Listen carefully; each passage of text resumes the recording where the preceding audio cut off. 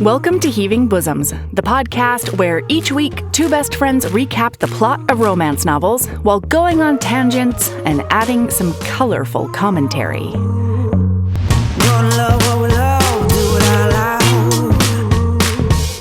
Stack our shelves with the clinches out. Shout it from the rooftop, can you hear the sound? Yeah. Live your best life, love it out loud. Love it out loud. Hey HBs! How is it already mid-July? I honestly can't wrap my mind around it. This week on the bonus feed, Sabrina and I finally talk about the next couple of books in the Duskwalker series. I got to recap Book 1, A Soul to Keep by Opal Rain last month with bestie of the pod, Sarah Wendell, and chatting about it with Sabrina brought her straight down the rabbit hole with me. So we're discussing Books 2 and 3 this Friday on the bonus feed. That's A Soul to Heal and A Soul to Touch.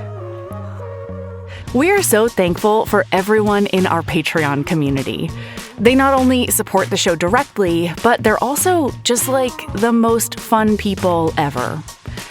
I have a few specific patrons to shout out, so here's a heartfelt thanks to Hannah, Coco I, Laura L, Maeve O, Jessica H, Catherine U, Mai H, Min R, and Sierra C. All right, we're still in quasi-quickie mode this week. Last week, I talked all about Drama by A.J. Truman, and this week, Sabrina is coming in hot with some monster romance. Here's Sabrina's recap of the Monster Mates series by Ivy Sparks.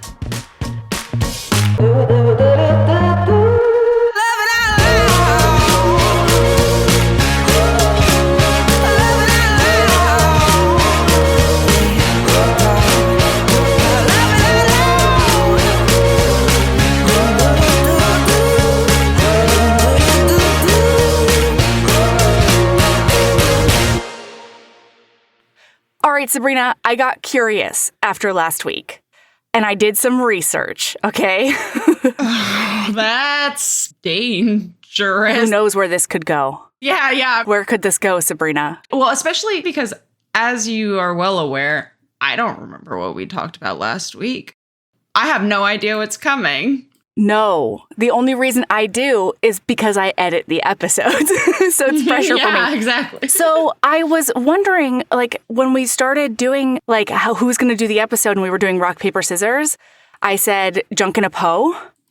And I knew that that was something I said as a kid. Junk and a... Oh, yeah. Okay. And I've also heard it as Rochambeau, but I didn't do any research on that because it's not something I've ever said in my life, or family. It's just something I've heard. But Junk and a Poe was the only way I referred to rock, paper, scissors for so long. Basically until I moved to Oregon. And then I realized that other people said rock, paper, scissors, right? Okay. But I didn't know why. And like a lot of the phrases that I have from my childhood are Hawaiian pidgin, because that's the culture I grew up in, right? I was born and raised in Hawaii. And so I was like, why do I say this? So I did a Google. I almost called some people who lived with me in Hawaii. And then I was like, I don't need that in my life right now in these times. Like, I don't even want to do that. So I hit up Google first to see if I could make it happen. I mean, to be fair, Google, I think, was all of our closest friends as a youth, so... Maybe. Yeah, absolutely. I mean, there's certainly less emotionally triggering, There's less chance for ghosts of your past to come back to haunt you. Yeah. There's less of a chance to open doors you didn't even know existed in these times. So, it's like, Google it is. Anyway, I Googled Junk and a Poe, and it makes so much sense now because there's been a lot of Japanese immigration into Hawaii, right? Mm-hmm. And as a result, Japanese culture has had a big impact on Hawaiian culture, like modern Hawaiian culture. And so Junkin Po comes from Japanese people saying Janken Po, which is their rock, paper, scissors, Janken Po.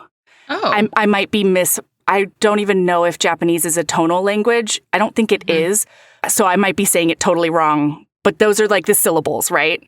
Mm-hmm. Man, I almost hope that Japanese is a tonal language because I would kill to know what you actually just said. Right? Yeah, I mean, it happens to me all the time in Mandarin. Ugh, it's not great. It's sort of why I've given up learning Mandarin. Jesus. For some reason, I'm tone deaf when it comes to languages. I can sing fine, but when it comes to languages, tone deaf. Interesting. Yeah. No, yeah. I'm gonna have to go to listen to like some Mandarin for learning video to understand exactly what you're saying, because most of the Mandarin that I've heard is like, TV shows, movies, and things like that. And so it's going quick, and I'm just not even paying attention because I'm reading subtitles. Yeah. And I don't know that I've ever. Well, so for example, a good example of this is, I'm not going to say a word, but there are two tones that get me almost every time. One of them is the dip that goes back up. And one of them is it just goes from higher to lower. And for some reason in conversation, I can never pinpoint whether it's going back up, like whether if it goes back up, that is the tone for the next character, or if it's in the same character and it just went up there and then I'm doing something else in the character after, if that makes sense. Yes. So, like, I'll be talking to Michael, and I'll be like, well, that's the dip. And he's like, no, I just went from higher to lower. And I'm like, really? I had no news idea. To me? Wow. That's news to me. It's so fucking frustrating. Anyway, again, I can say parenting words and phrases. That's about it. And a little bit of, ordering in restaurants / food conversations. Anyway. Yeah, you're restaurant savvy as far as Mandarin is concerned. Restaurant, food and child savvy as far as... A little bit. Yeah, I've got my rote phrases that I say. I don't know that I could actually understand it if, a person in the real world were talking to me about it.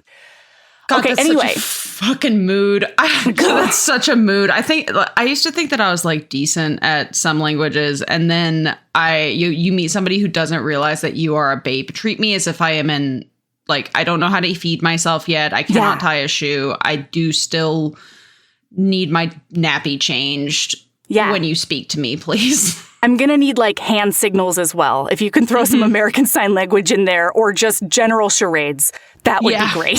Whoa. Historically, you're not the greatest at charades. Whoa. How dare you? Why are you coming at my jugular right now? And what is your evidence? I'm just saying. So, are you saying I can't even speak charades? I mean, you're the one who said it. What is it?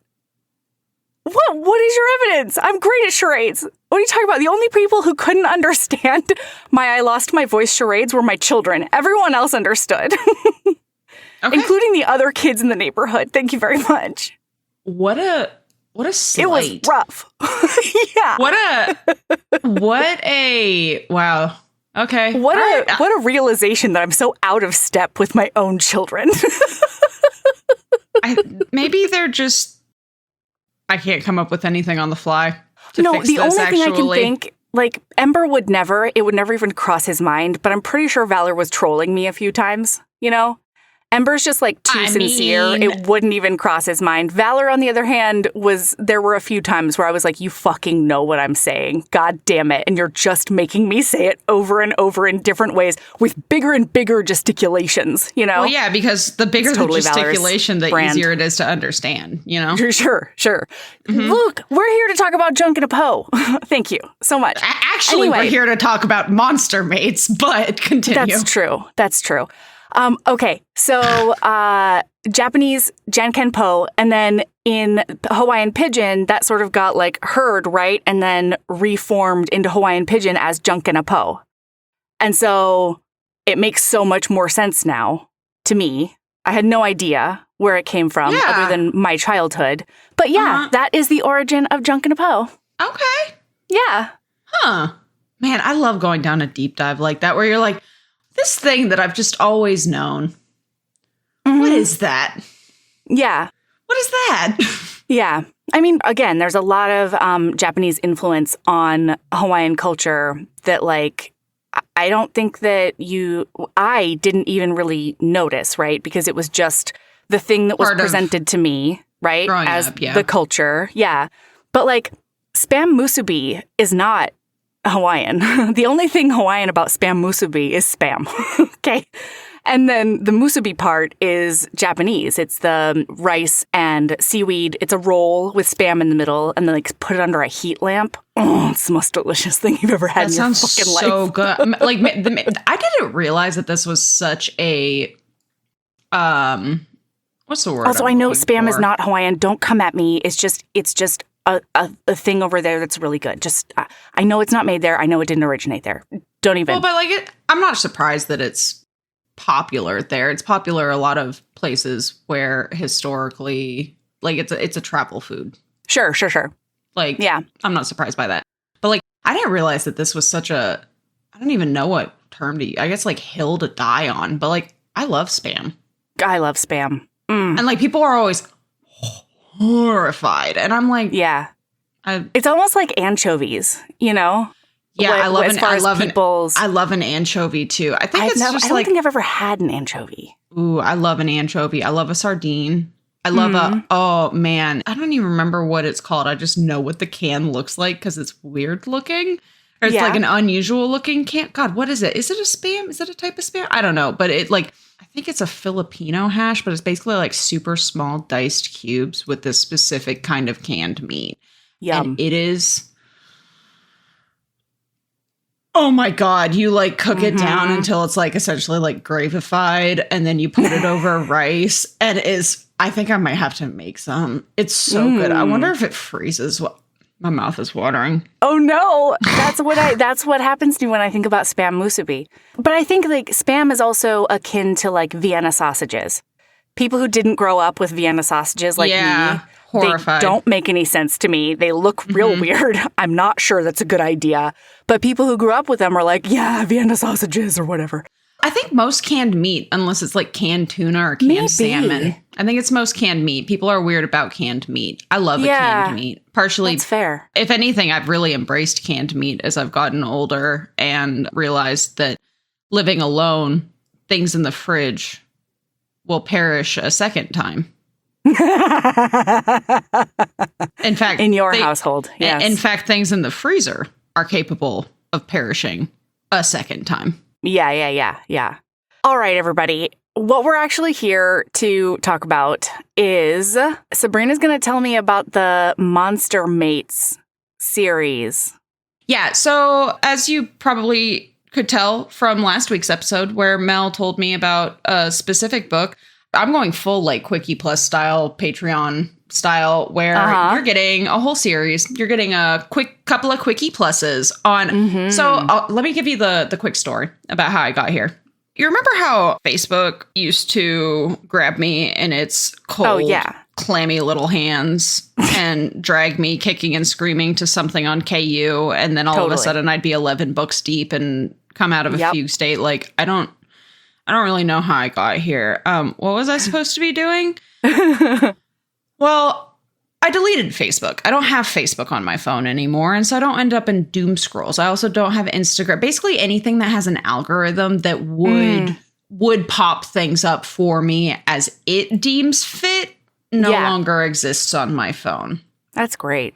What a good life choice. Oh my God. Very liberating. It's like one of the greatest presents that I've ever given to myself because I did it right near my birthday this year. And so I consider it a present that I gave myself. And like, that's big praise considering that last year's birthday to myself was an oblation, you know? Yeah. So like, wow, I'm really killing it in my 30s with really personal birthday presents. Yeah, you really are. Ooh, man. Ooh. Nice work. Let's keep this trend going, Hell yeah. Physical and mental health on lock, baby. Anyway, so that doesn't mean that I'm immune though, you know? Of course not. I'm an impulse purchaser. And you know what? I do that with books too. Because the other day I opened up like KU or like Kindle or something like that. And it was like, hey, things you might like about the thing that you read most recently. And lately I've been reading the Duskwalker series. since you've been going down that rabbit hole. And so I was like, oh, this bitch likes monsters. And I'm like, did you not know that already, Kindle? Like, come on now.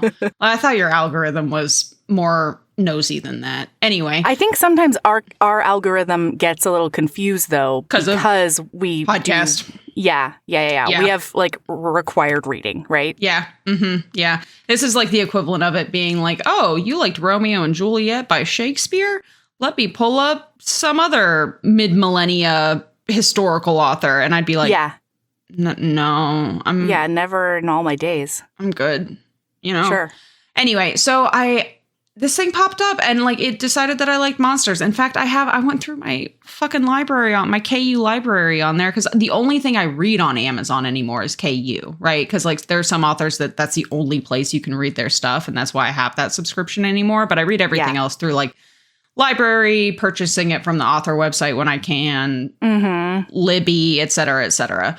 So I have the first book in like 6 different monster series on my KU braid now, because I have no self-control. Like I was like, oh, that's an interesting cover. Oh, that's an interesting cover. Oh, that's an interesting cover. I didn't even read. I barely even read the fucking descriptions. I was just like, yeah, we're downloading monsters. And I don't even know. Like I started this. So the first book in this series, and I don't think this is going to shock the hell out of you, Melody. Uh-oh. I didn't go on an author deep dive. I have no idea if I've read this author before. I have no idea. I grabbed this first book in this series and I went with it, and I read the 3 books in this series. How does it feel to read like a melody, Sabrina? I wouldn't call this so good. I wouldn't call this reading like a melody because I read them in order. Okay, how dare you? Well, let me always start at book 4, okay? Well, but let me clarify. The 3rd book is the one that it recommended to me. So so it was like, oh, you would like this. And then I saw it was the 3rd book in a series. And I was like, Also, like, what does it say about me that in a series that starts with a hellhound, goes to a Naga, and ends with a Cthulhu, it was like, I'm going to push the Cthulhu at this person.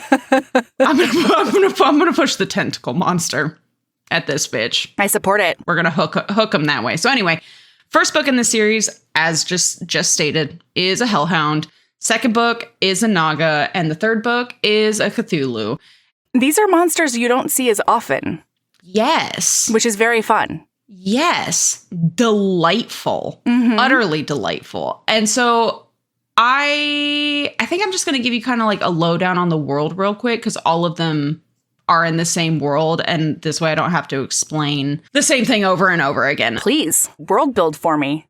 So basically, in this world, it's Earth, essentially, or like some variation of Earth, but monsters have always existed. All of the creatures that you wonder if they, like, you know, mythical creatures exist. It's just that there was like a glamour on the Earth, and then and so then something happened that knocked the glamour off.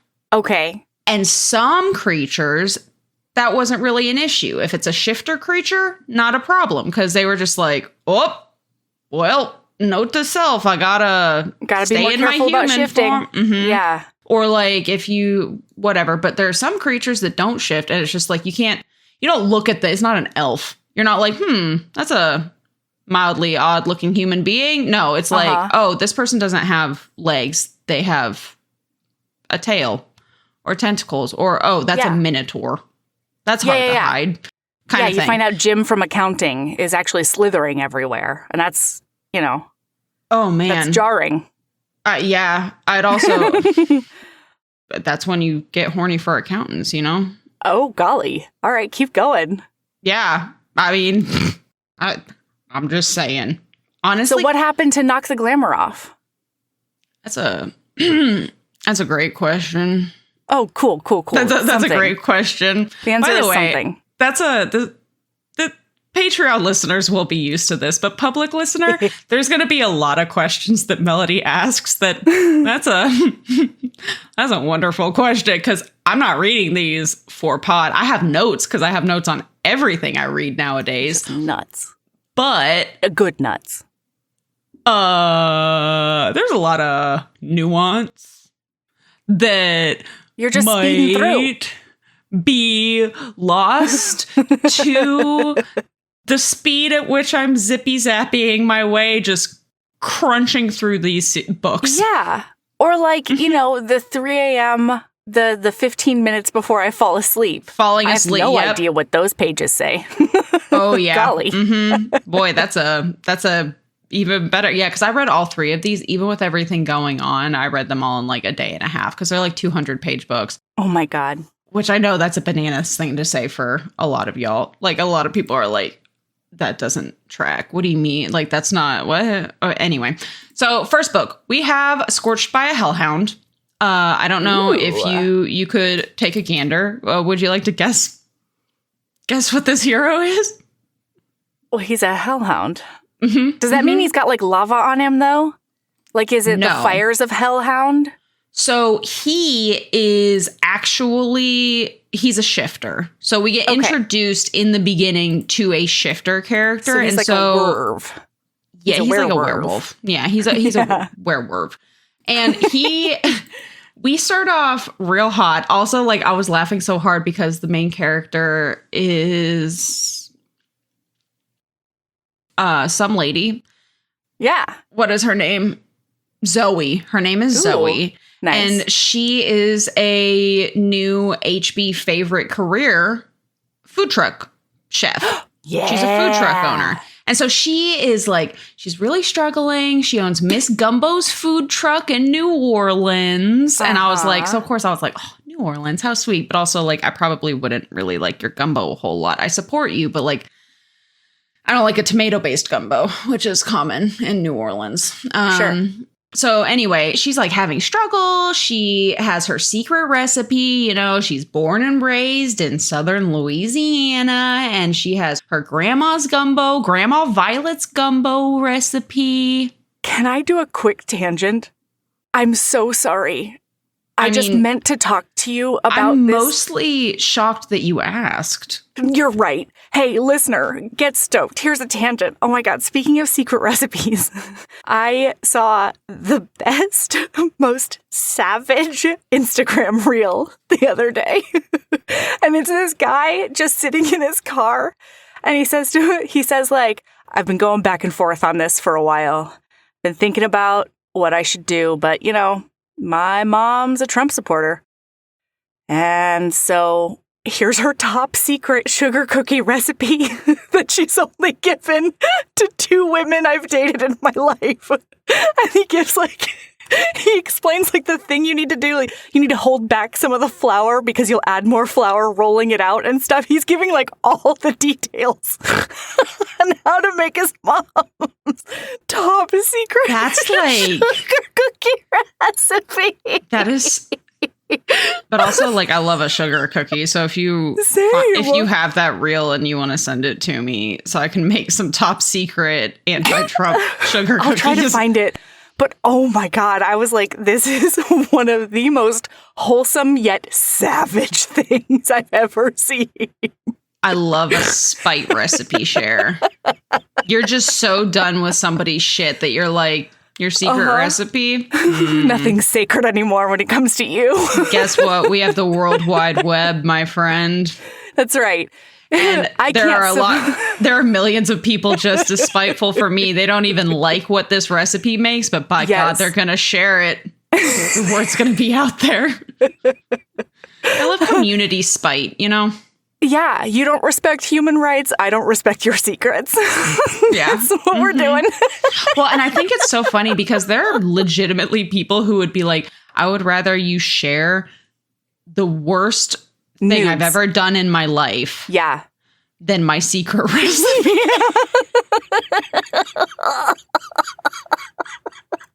It made me so happy. I'm so sorry. Okay, here we go. No, don't be sorry. I love a sugar. Can you please find that? I'll try to find it. And I'll try to link it in the show notes as well.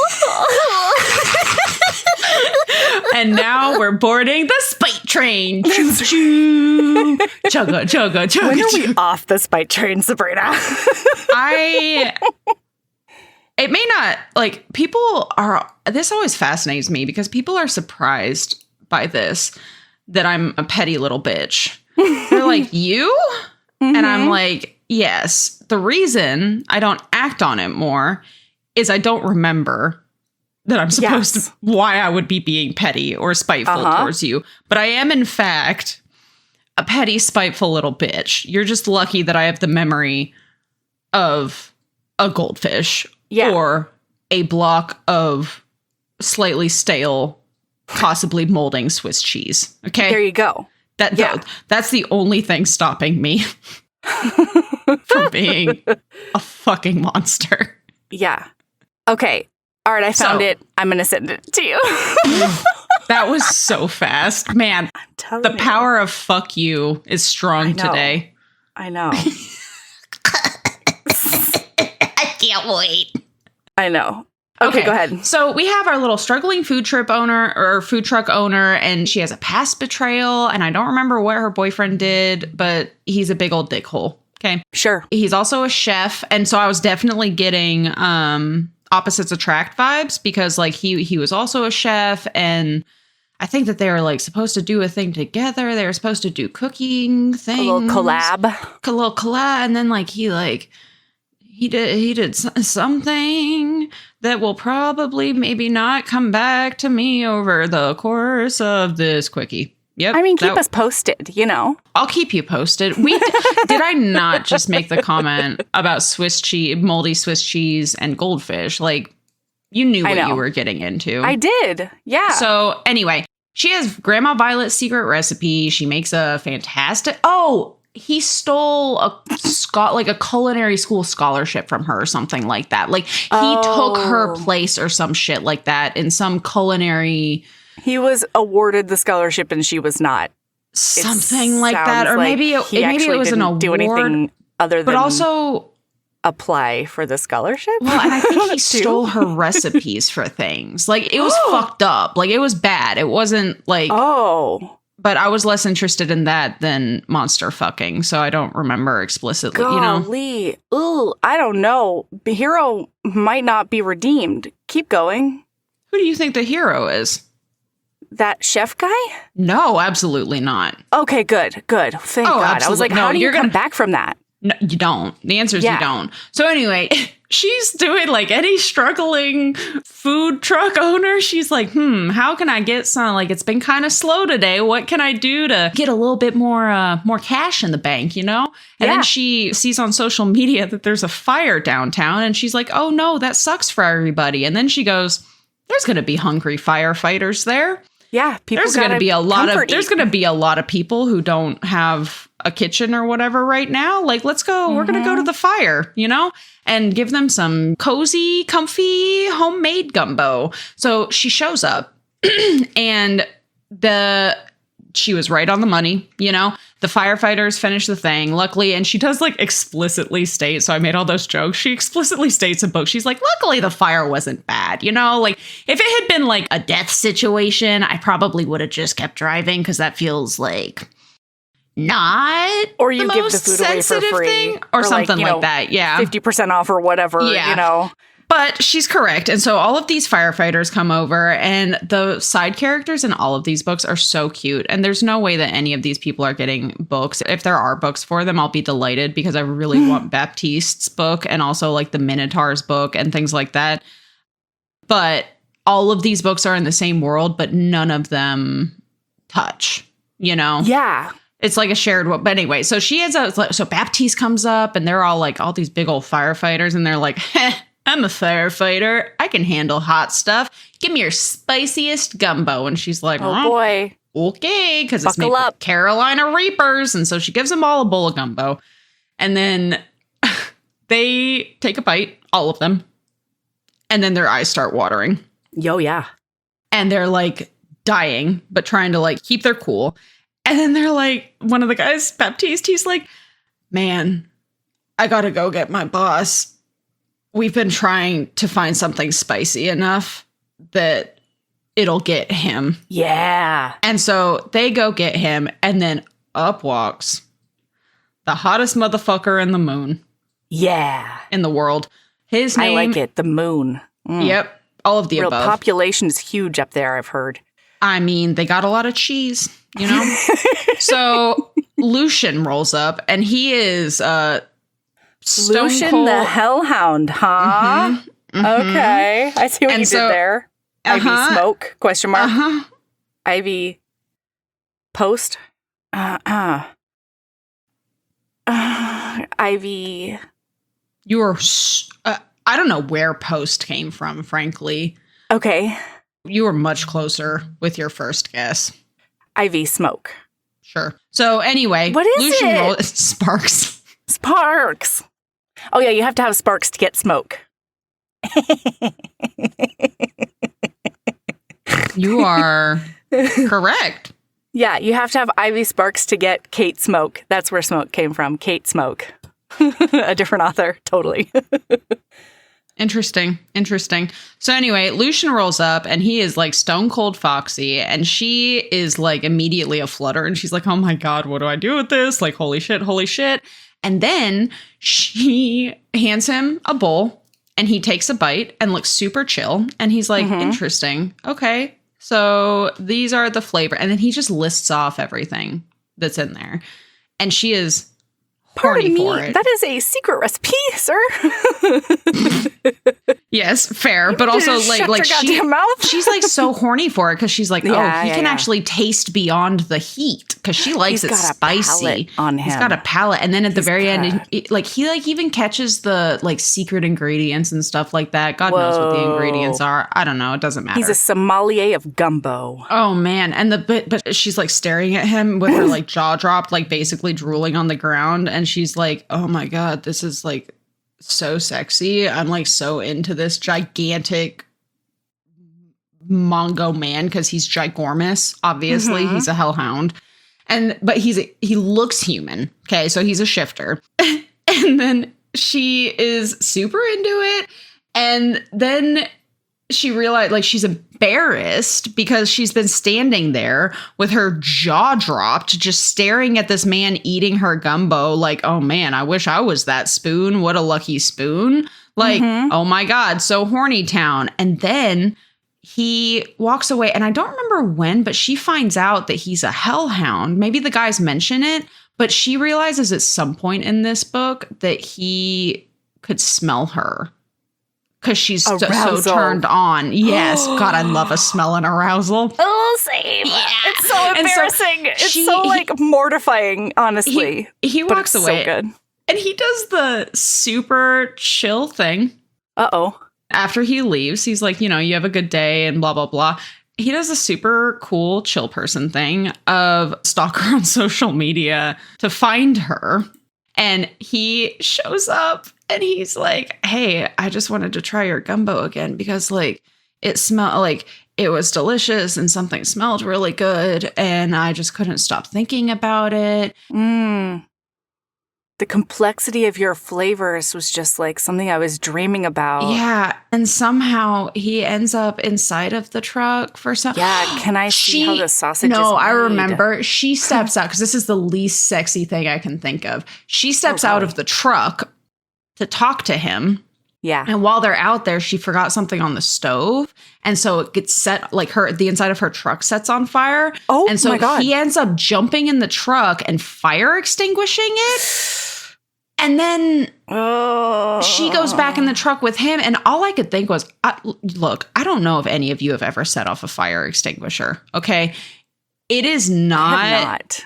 It's not a controlled exit. Sure. Okay. It's also not something that'll just like vaporize on its own. It's not like water that'll evaporate. It's just there. Wow, that's a bad day to be a food truck owner, though, because everything is so close together. Like all of the ingredients That was my have to be thought. covered in fire extinguisher.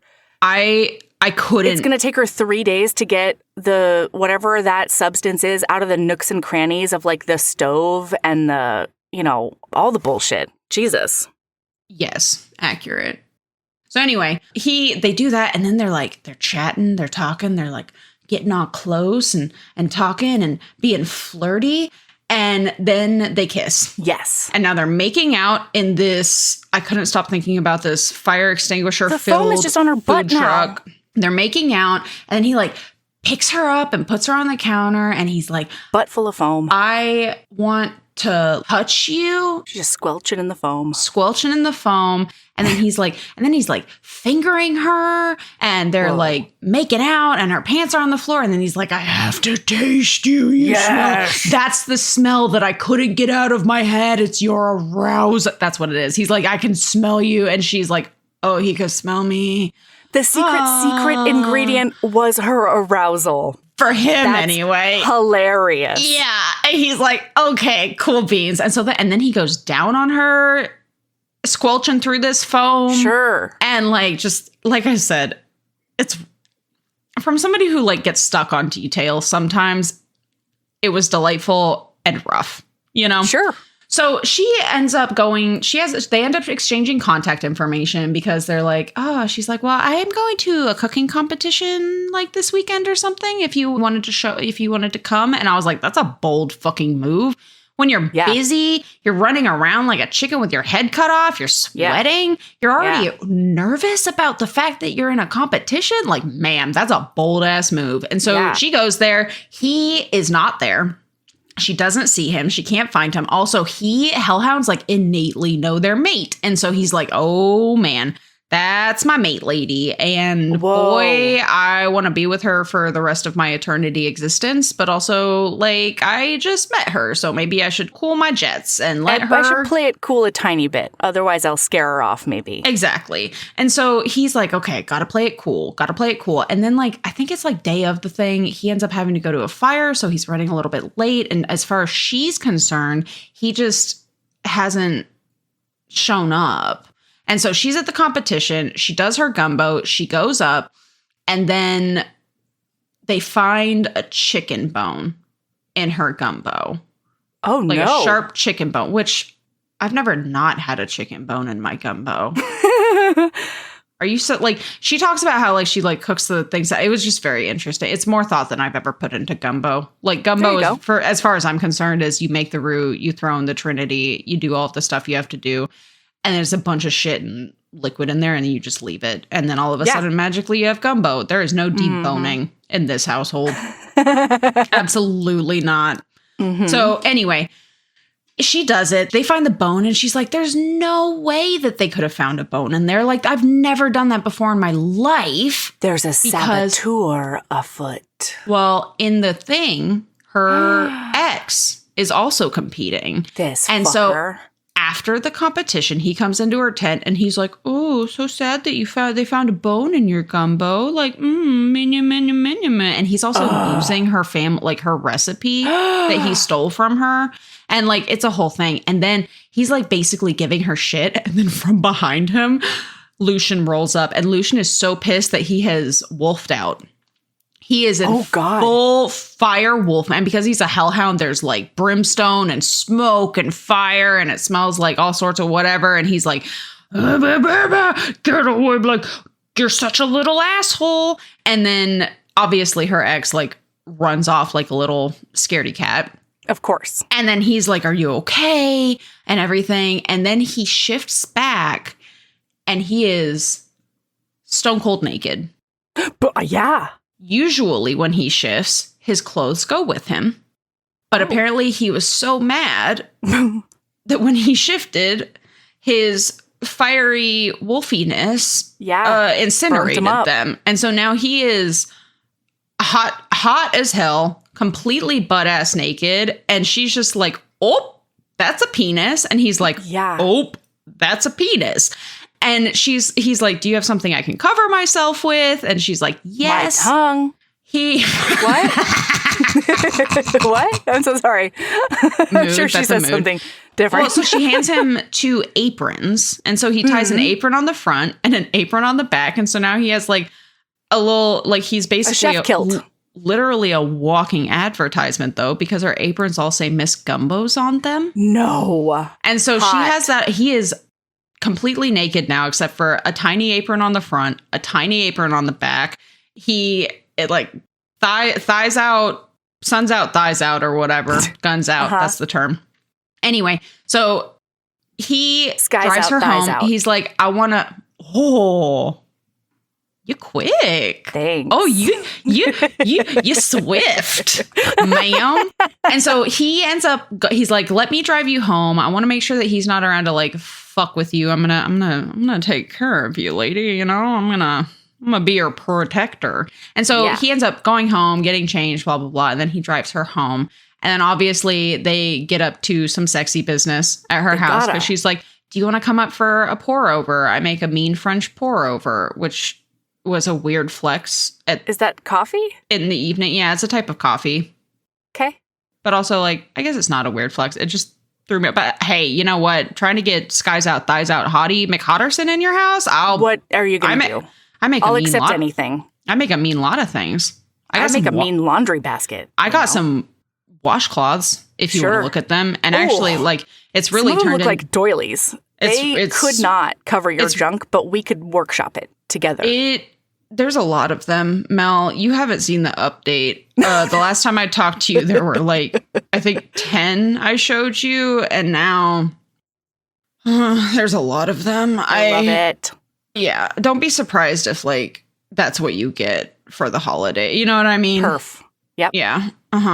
So anyway, so they end up having sexy times. And then the next morning he leaves. Her bestie shows up and she's like, who's that man? And she's like, what are you talking about? And she's like, the man that was at the cooking competition wearing your name on his ass. And she's like, what are you talking about? Unsurprisingly, he went social media viral. Somebody videoed it and was like, look at this hot dude. And now she is like blowing up, right? Like everyone knows her because of social media. And then she's at home and she's asleep and it's the middle of the night and then she smells some smoke and she wakes up and she's brimstone. Like, what is happening? And when he left her house earlier, it turns out he has a nemesis, some imp from his past that smells like cigarette smoke. And when he first left her house, he was like, oh my God, the dude's here. But then when he walked around a corner, it was some old lady smoking in the hallway. And he was like, oh, relieved it's not the imp. But also like, what the fuck are you doing smoking inside, you daft old bat? Get it. Sure. Put it out. So anyway, she sells smoky stuff. She wakes up. There's a fire in her apartment. And Puck set a fire in her apartment? Who's Puck? Puck the imp. Obviously. You've decided his name is Puck? You say imp, I think of Midsummer Night's Dream for some reason. Maybe it was Puck a satyr? What was Puck? I don't know. I don't know why you're asking me. When that popped up on my Kindle recommendations, I didn't click. So anyway, he shows up and she's like, oh my God, there's a fire. How do I get out of here? The fire escape is on fire. The rest of she's stuck in her bedroom and the imp shows up out of the smoke. And he's like, I'm going to kill you because fuck Lucian. He's a big old dick. And in order to get back at him, I'm going to murder you. And then out of this is a fairy, sprite, or jester, depending on the production of A Midsummer Night's Dream. Okay. What's an imp? I don't know. I think it's Isn't that like a sprite? I mean, kind of, yeah. It's just a little dude, you know? Just a little guy. Just a little guy, you know? Just a little dude. Commonly denotes a mischievous or like playful small creature often depicted as a demon or devil in folklore. So I'm going to say it's like a sprite. Yeah. Yeah. I'm going to say it's a Puck. We've got a Puck here. Okay? Okay. And so he shows up and Puck is being a little asshole because God knows what his name is. And so he's just now Puck. And so he, out of the smoke, out of the fire, the imp has disappeared and she's about to die. And then out of the smoke, he shows up in his full hellhound. And so he like snatches her up and he's like, I have to take her through the fire. So he covers her. Obviously, he's fireproof. And so he covers her as best he can. How is he to navigate hell otherwise, you know? Great question. Come on. I mean, it is legitimately a question, though, because she does visit it with him. I feel like you get mate protection, period, the end. Done. It's not like she's not mated then. You're making awful lot of assumptions. I know. Melody Carlisle. What am I here for? Okay. Especially in a quickie. That's a good, you're right. So anyway, they obviously the only solution here is she has to move in with him.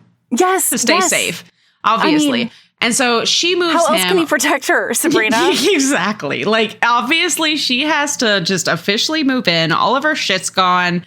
And, like, she just has to. So she does. We get some, like, cute domestic stuff. He ends up meeting Grandma Violet. And it's very cute because Grandma Violet gives no fucks. And she is basically, like, I think, like, it's stated in book. I vaguely remember something about, like, Grandma Violet has taught all of the other old people in the nursing home how to gamble or some shit like that. Like, Grandma Violet's a hoot. And I could be making all of that up just because I love an ornery old person. But regardless.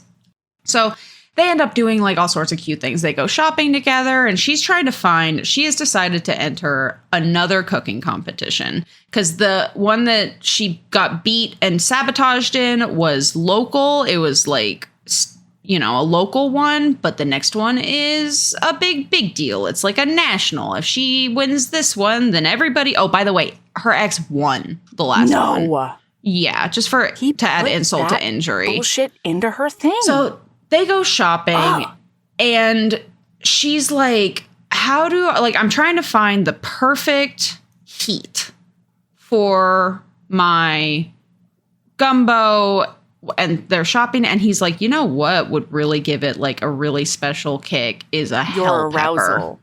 Pepper. What? I'm so sorry. You're right. That's just him. Sabrina's so grossed out. It was his secret ingredient, Sabrina. She's so mad at me. No, I'm not even mad. I was trying to come up with something like some witty repartee, and I think you broke me. I have nothing. I have nothing for you. I think that's fair.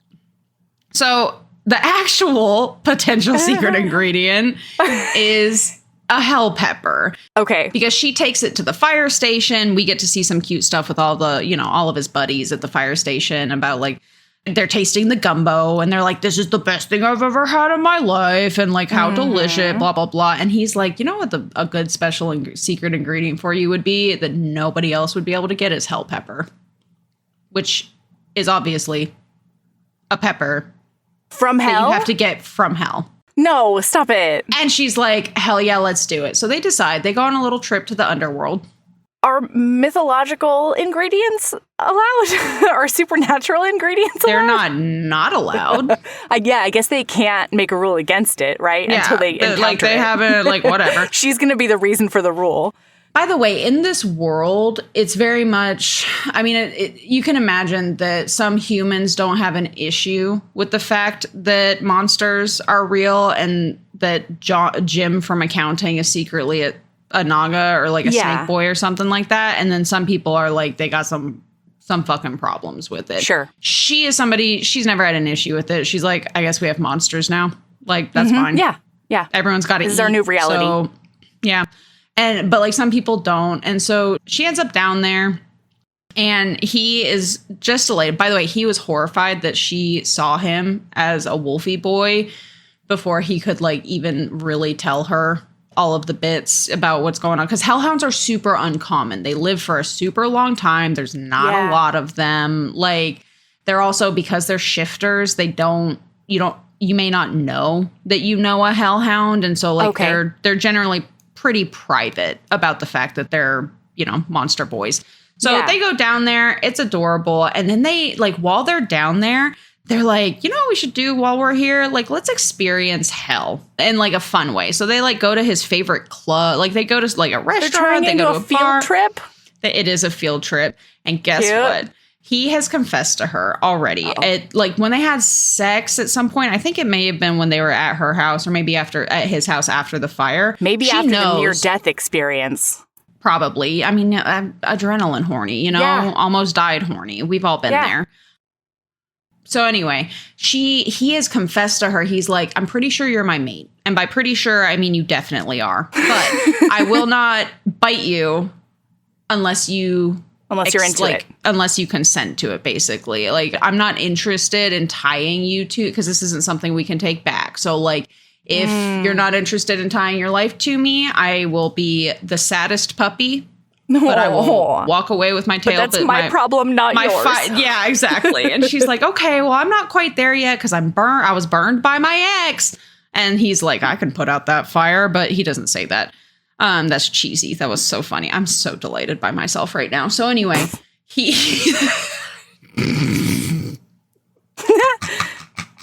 Yeah, keep going. Oh, delighted. I'm all about so anyway, they're in hell. They end up going to a club. Okay. They're at a club and then they have a drink and they're partying, they're dancing, they're having a good time. And then they're feeling a little frisky after some special fancy hell alcohols. And he ends up like trailing her away to a back room away from everybody. And they are down for sexy times.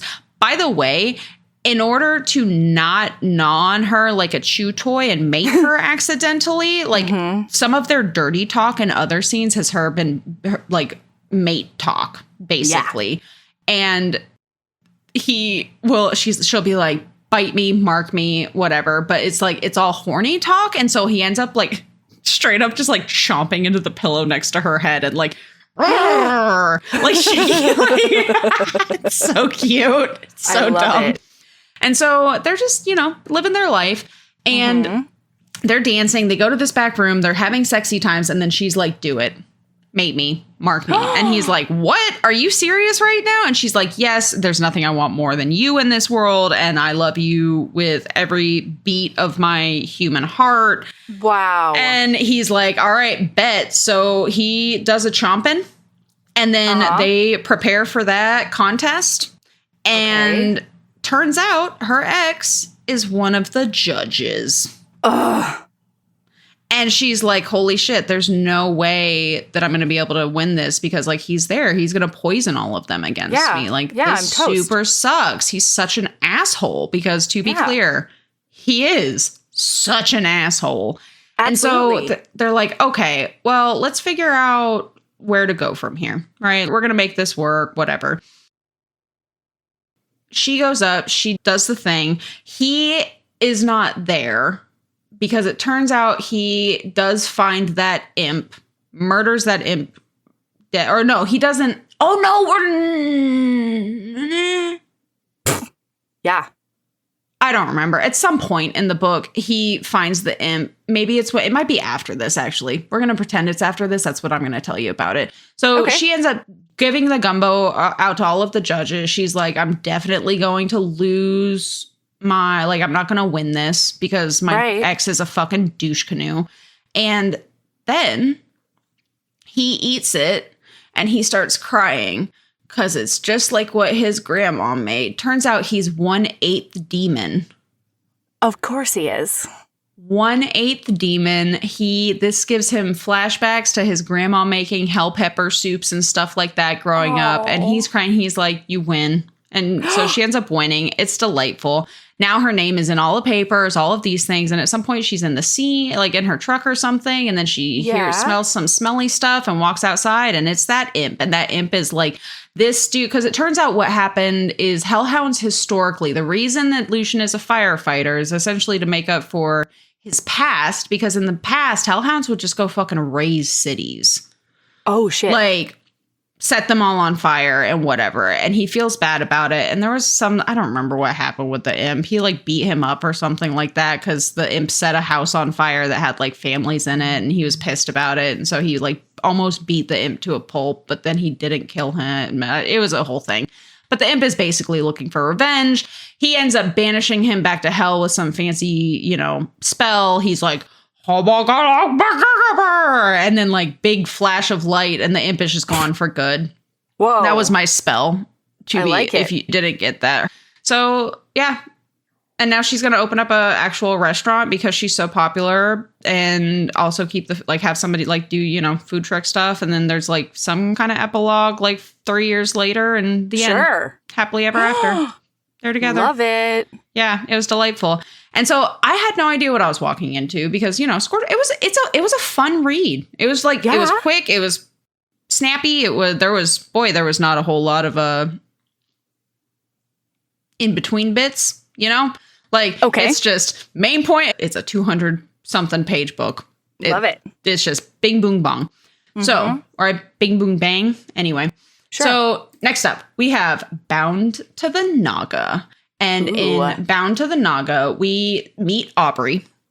She also has a really shitty ex, but she decided that she wasn't willing. He was basically helping, like he was covering a lot of bills and stuff like that. And so when they broke up, she's running behind on stuff because I don't remember what she does for work, but it's not going well or something like that. And so she has decided she has this family heirloom bracelet and she's going to pawn it because she's desperate to make, you know, a month's rent until things look up. So she remembers that her roommate, Margot? Sure. Martha? Martha? Yeah, sure. Mags? Maggie. I think it's Maggie.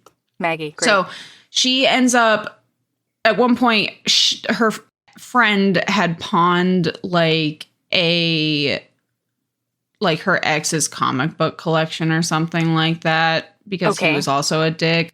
Maybe that was it. Maybe she doesn't have, I don't think maybe she does. It doesn't fucking matter. So the point is she decides to pawn this family heirloom necklace and hopes that she can, you know, get it back. And so she goes to that local pawn shop that her friend recommended and she walks in and there's Sundar, a Naga who owns the local pawn shop. And she walks in and he's immediately like little tail, like tail thing. Okay, so he has no choice but to be out and proud. Naga. Yes, he's full Naga, and he's one of the ones. What's the one with the big old like a Cobra Boy?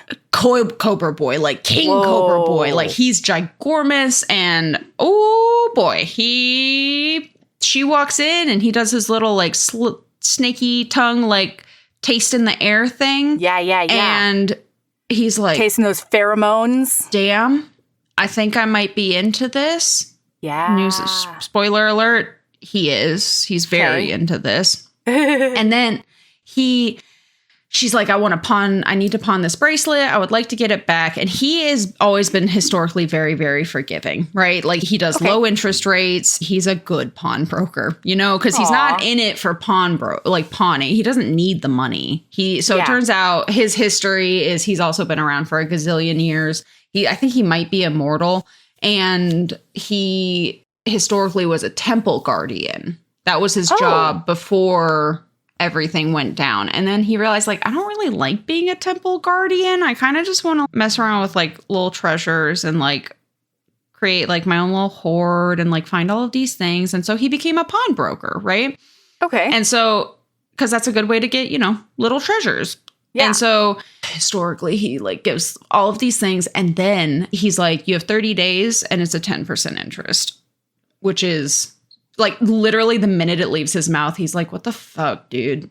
What is wrong with you? That is so fast and so high. You're such a asshole. And she's like, I can't. Yeah, sure. That's fine. Because after the 30 days, if she hasn't paid him back, he can sell the bracelet. Oh, also, the bracelet is worth way more than $1,000 because usually he'll give the actual value. Like it's a whole thing. So, and in his head, he's like, you are such a dick. But he's like, I don't know how else to get her, like get her back in here kind of thing. So it's the end of the 30 days. She's $300 short. And she decides that she's going to go beg for his mercy. Okay. He's done a little digging, found out like, and he kind of knows what situation she's in. And she walks in and he's like, I have a proposition for you. Yep, that's the word. Because she's like, can I get an extension? And he's like, how about instead you agree to work for me? I will pay you a living wage on top of you paying off your whatever. And she's like, what's a living wage? He says it. And she's like, oh my God, what the fuck? That is not minimum wage. Like, holy shit. And so like he's like, and all of these things. And she's like, yeah, we'll do that. And he's like, you'll work for me for, I don't know, 6 months or something like that. She's like, awesome, let's do it. And then Mrs. Brindlewood is a weredragon. She is hilarious and I love her. And also like the love of her life. So characters can like immortal beings, if they do the mate bond with a human, instead of the human becoming immortal, their lifespan ties to the human. And so she had, yes. And so the were-dragon lady, the love of her life was like a medieval knight that came to kill her way back in the gap. And they was the best love of both of their lives. But like she ended up not doing it. So she just continued to be alive and like loving her knight from the grave. You know what I mean? Like beyond the grave for like centuries. But she's also so crotchety and nosy. I love her. Like she rolls in and she immediately clocks that Sundar's interested in this lady because he's very staid and like super serious and stuff. And when she walks in, she sees that he's like, you know, smiling a little bit. And she's like, what's going on there, bud? What's your face doing? What's your face? And he's like, nothing. And then she sees Aubrey. She sees Aubrey and she's like, oh, okay. I see. Your new assistant. And then like the rest of the book, Mrs. Brindlewood is just constantly trying to giving him shit, trying to hook them up, all of these things. So they end up going, she's working there. He has realized, like she finds his ledger for all of his pawn stuff. And she realizes that he gave her a shit deal because in his ledger, there's all sorts of stuff where like people will have like a year to pay him back. They have like 1% interest. There's so like she sees that he usually pays the basically cost for the item. Like he goes, some of them he pays over the cost. And she's like, why did he give me such a shit deal? Like, that's kind of shitty and makes me sad. Right. But like maybe he had a reason. I don't remember what her justification that she gave him in her head was.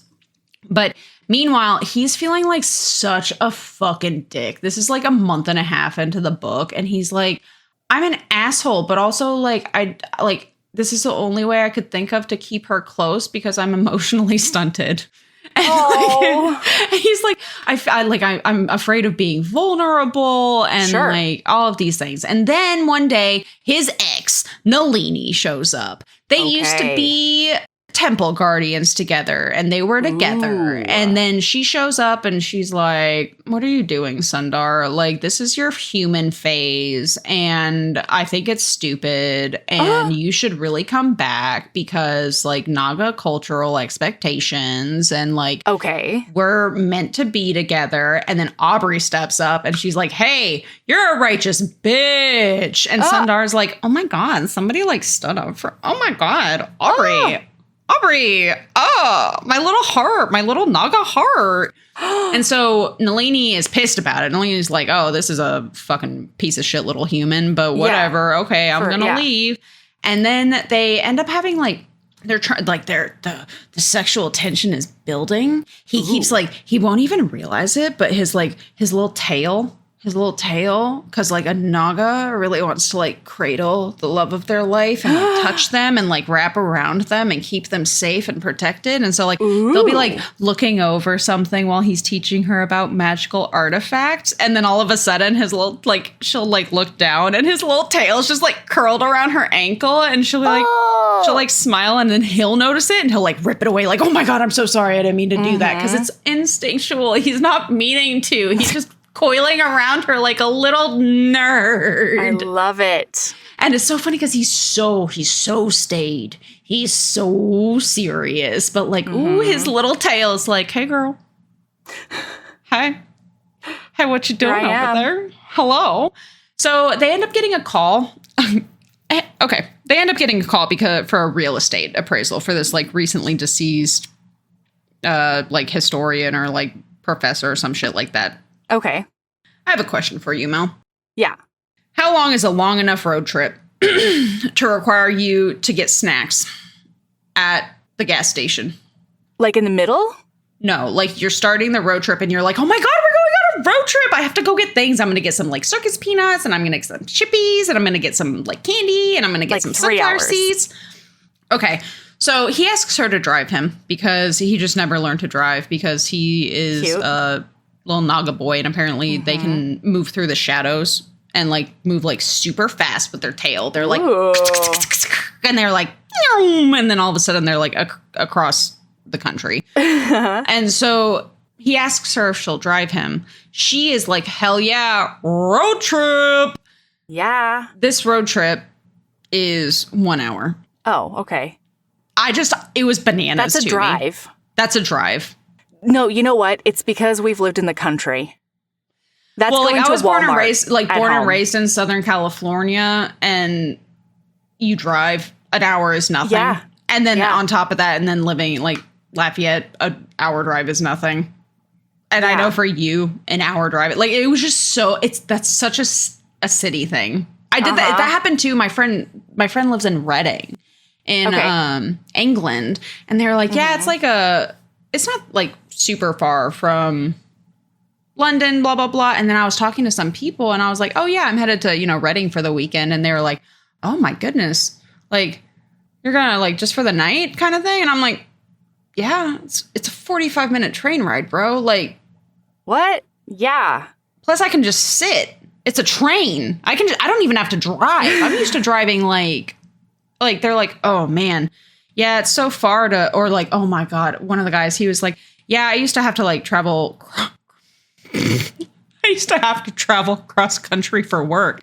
And I was like, cool, you had to what? That's a night. And he's like, I know, it took so long. And I was like, he was like, yeah, it was like a 3.5 hour drive. And I was like, Oh. what? Yeah. He was like, yeah, super long drive. And I was like, Yeah, you live on an island. yeah, that's real. You live on a pretty small island. That's like real small.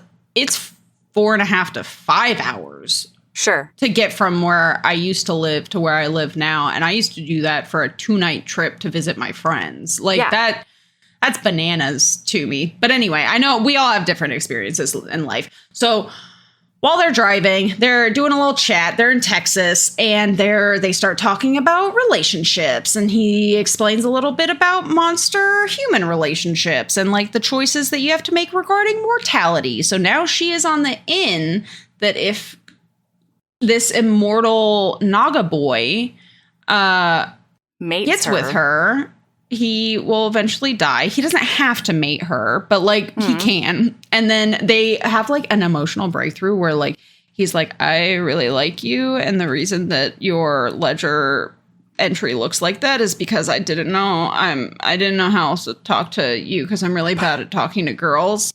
And she's like, God. oh, how convenient, because I'm also really awkward because I think you're like the sexiest thing on one tail, Aww. and 2 legs. You don't have 2 legs, but you're sexier than all of the 2-leggers. Sure. And frankly, 4-leggers. There's 4-leggers in this world that you can fuck now too. So like you're just the sexiest thing that So many leggers. is sentient and can move, Yeah. and consent. So they're talking about like what a future would look like, all of these things. So boom, they're in this thing. They're in this fancy estate thing, and they're looking at it. And this historian has specifically been researching monster human relationships. Okay. And specifically successful monster human relationships over the course of the centuries. That's what his like specific niche of interest is.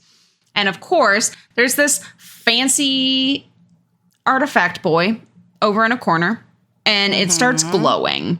And they're like, what is that? And he realizes that it is a Schmergel blur, and it only lights up when the 2 people near it are like the most compatible of compatibles. Whoa. It's them.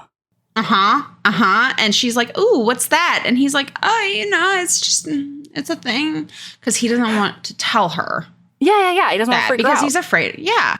And so they get back and they're at his apartment, and he is so possessive. And they end up talking and deciding, yeah, we're going to bone down.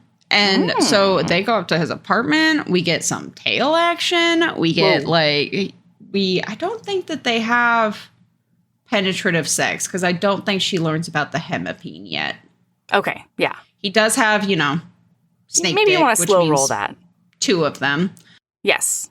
But then it's like the next morning, and they're like trying to keep a professional appearance in the shop because he's like, oh my God, I can't believe I just fucked my employee. What was I doing that it would be my cover that she works for me? Like now I'm in like gray area as far as like professional is concerned, and the fact that like I don't know how to talk to girls. Like, shit, I shouldn't have done that. Aww. But they start getting closer together, and they're like super into each other. And then Aubrey has all sorts of insecurities. Like, she has really low self-worth. She talks to her friend about it, and her friend's like, just talk to him, dude. Like, yeah, just talk to him. And so she goes back. They end up having like a dinner date at a restaurant that she specifically picked because it was monster friendly, and he is delighted by that. There's the cutest scene where a little werewolf kid runs up because his tail is twitching under the table. Mm-hmm. And this like baby werewolf is like, what? And like launches and grabs onto it and is like gnawing on it with his sharp little teeth. Oh, no. And the parents are like, oh my God, because to be clear, this dude's like 15 feet long. He is enormous. Like, and the parents are like, I'm so sorry. And he's just like, it's fine. He's not going to hurt. I was a temple guardian, like a couple of little werewolf nibbles. Aren't going to do anything. And so like this kid's like chewing on him. And of course her ovaries explode. Yeah, of course. Because she's like, look at that sexy man with a baby. Uh-huh. So, and then her ex, Derek, does show up. And he's a righteous asshole. I think he might be the get out. Yeah, I think that he might be the reason she has low self-esteem. Like, I think that he was basically battering her down and like belittling her their entire relationship kind of thing. Mm-hmm. It's not great. But then Sundar rolls up this 15-foot motherfucker. He like goes up and his like cobra like fan comes out, and he's like, fuck you, dude. Yeah. If you don't get out of here right now, I'm going to crush your minuscule human body into nothing but dust. Nobody will ever be able to put the pieces back together. And she's mine, and she's perfect, and fuck you. And so it was delightful and wonderful. There you go. He ends up meeting her family at some point. No, that was Hellhound. He definitely meets her family, though. Okay. But I think it's her chosen family. I think it's like her like it's Maggot. Nope. Margot? Mishu. Martha. I don't know. Maggie. Her bestie. Not Maggot. I'll tell you that much. Like they're in her room at this point, and they're like super into each other, and she's like, take me. I love you so much. Take me. I'm yours. And then now she does get the double dick experience. Okay. And she's like, okay, here we go. I can't remember. There's definitely DP. Okay. I can't remember if there's your worst nightmare DP or if it's strictly vaginal anal, you know? Yeah. I would hope that one, frankly. I think it might have been double vaginal. Wow. What a trooper. I know for a fact I've read something in the last 2 months that had DPV. Woof. Yep. Yes. Happy for them. Is what I am. Mm-hmm. I love telling you about double vaginal penetration. It's terrifying. The face that you make every time, just absolutely terrifying. The joy that I feel deep in my soul, like at your horror. I can't even imagine it. So he's been doing some research on her bracelet, and he's also been getting really distant for some reason. He finds out that the bracelet that she had, her grandma, because he immediately clocked it as a magical object when she brought it in. But he hadn't figured out what it is. He ends up realizing that it only activates in true love, around true love. Okay? Whoa. But it hasn't activated around them. And so he is like, man, oh my God, I think that, is this all fake? Are we not actually like, does she not feel the same way for me that I feel about her? Are we not made to be together? Like all of these things. So he's like all up in his head and is like, dude, just have a fucking conversation. Sure. But of course he's not going to, because he's a millennia ancient snake boy who, why would he be vulnerable like that, you know? Uh-huh. So he's worried about that, and that he's gotten really distant because of it. And she has clocked the distance. And also she's like, hey, by the way, I've definitely paid off my bracelet. So like, do I get that back at some point? And he's like, yeah, you in a little bit. I'm still doing things with it. It's fine. I'll give it back soon. Everything is fine, Aubrey. Okay. And she's like, yeah, okay. So she hits her limit. She confronts him about the contract. She confronts him about the fact that because she's seen him like doing his ledger thing. And she's like, why did you give me such a shitty deal? Yeah. Like, what is so wrong with me? What is so shitty about me? And he ends up confessing, like, I just didn't know how else to talk to you. And she's like, well, that's fucking stupid. But also, like, I love you. Very and cute. like, I guess like I'm okay with this manipulation because like it means that we got to spend time together and fall in love, but also like you're kind of a dick for it, but whatever. Sure. She is like, but if you don't be honest with me about what's going on, I'm leaving.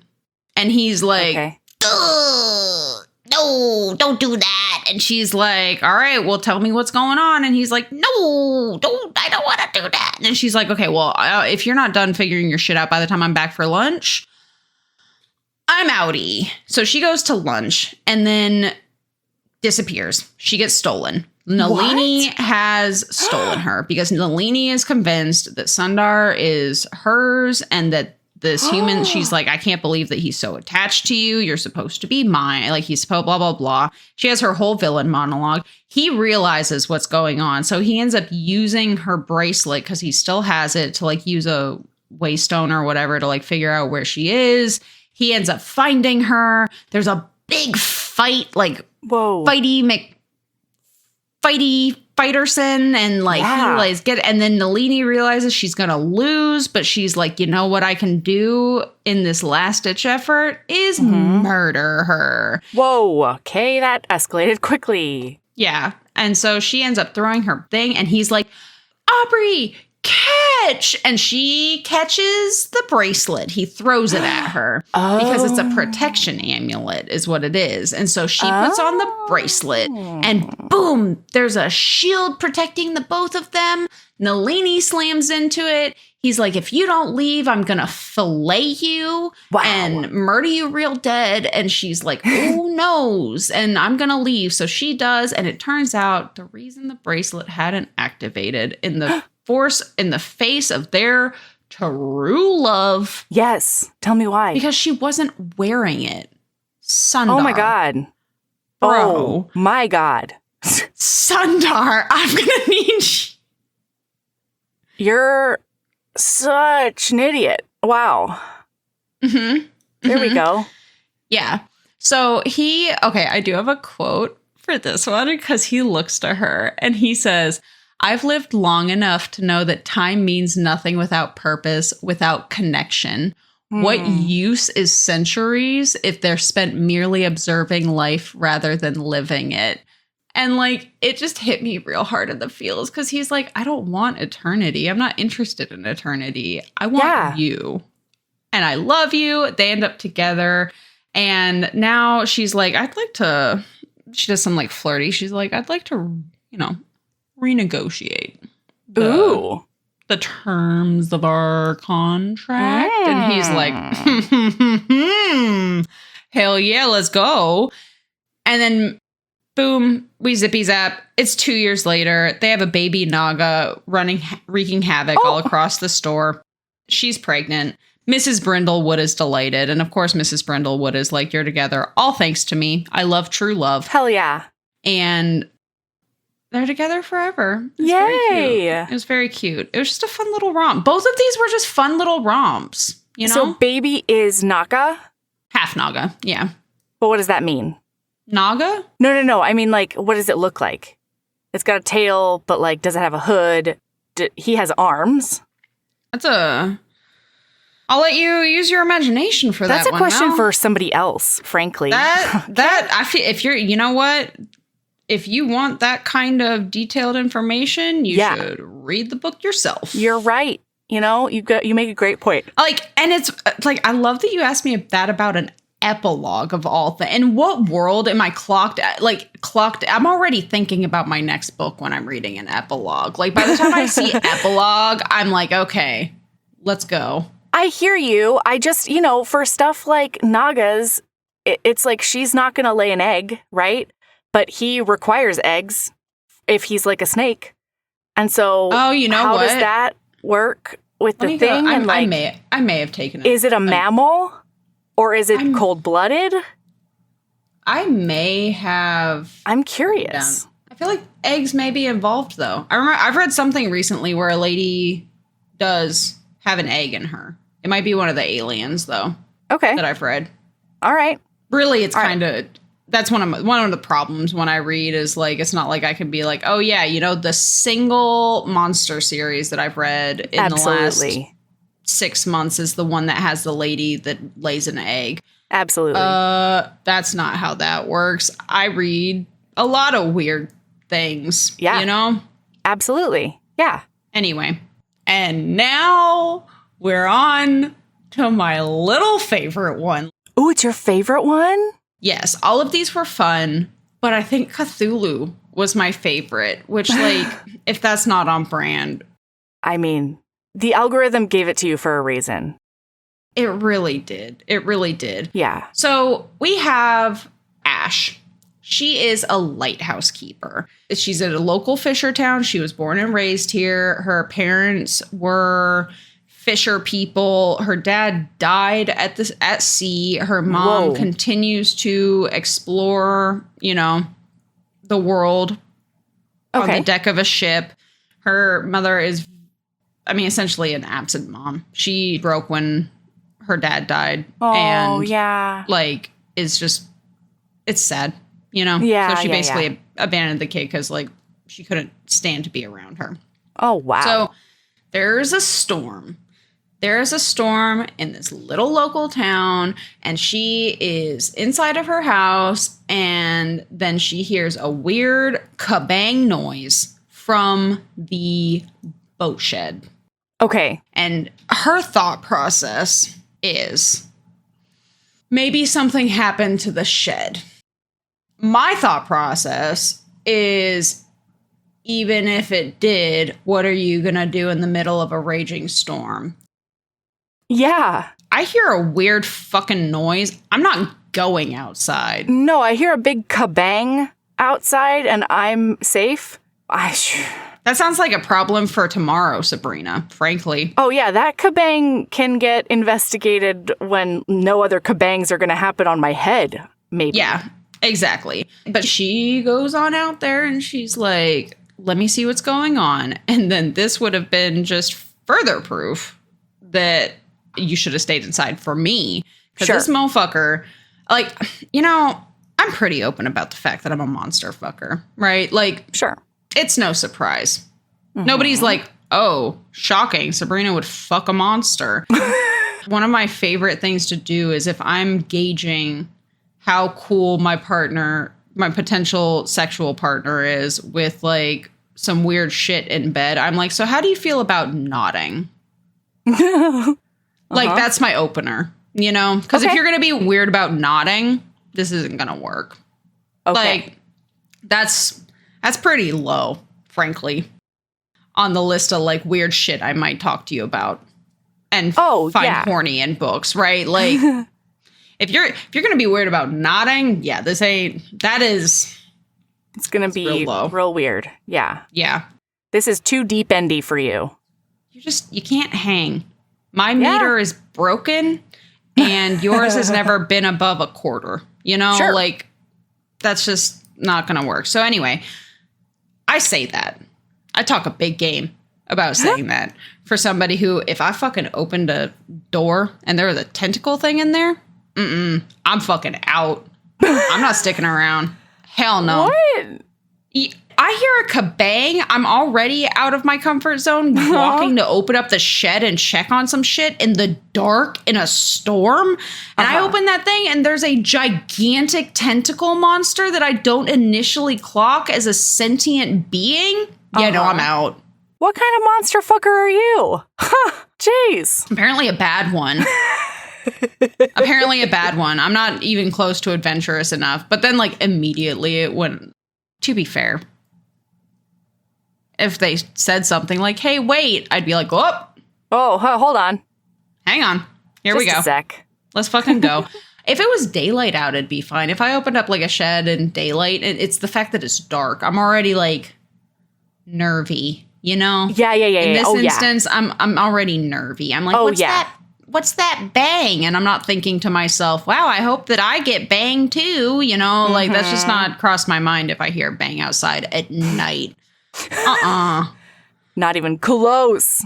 I like a scared horny, but not like a my heart is about to give out horny. You know what I mean? Sure. And not like maybe a vor horny in real life. I'm going to have to pass on vor horny in real life. I'd let somebody put me in their mouth. What? I'd let somebody put me in there. I'm thinking about the different like variations of vor, you know? I'm talking like take a chunk out of you, vor. Oh yeah, I'm less interested in that. I don't heal like a supernatural. The fuck?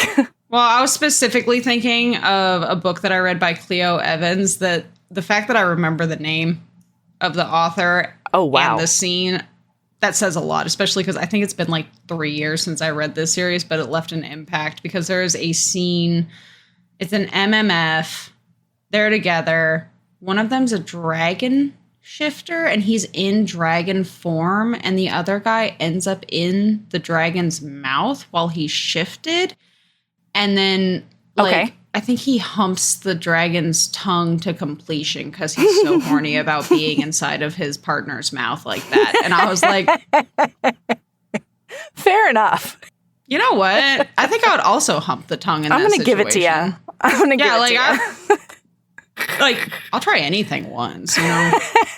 I'll try anything once. Oh, yeah. Okay. Let's do All it. right. Let's fucking go. Anyway, I think instead of asking how they feel about nodding, I'll just send them to this episode, actually. There we go. Actually, no. I'll send them to pasta fucking. I think that's actually, that should probably be my new barometer. I'll be like, what kind of pasta? If you were to fuck a pasta, what kind of pasta would What's you your fuck? ideal pasta you fucking? And then, like, what's the specific, like, tenderness of said pasta, you know? Right. I need, like, and then depending on how intricately, one,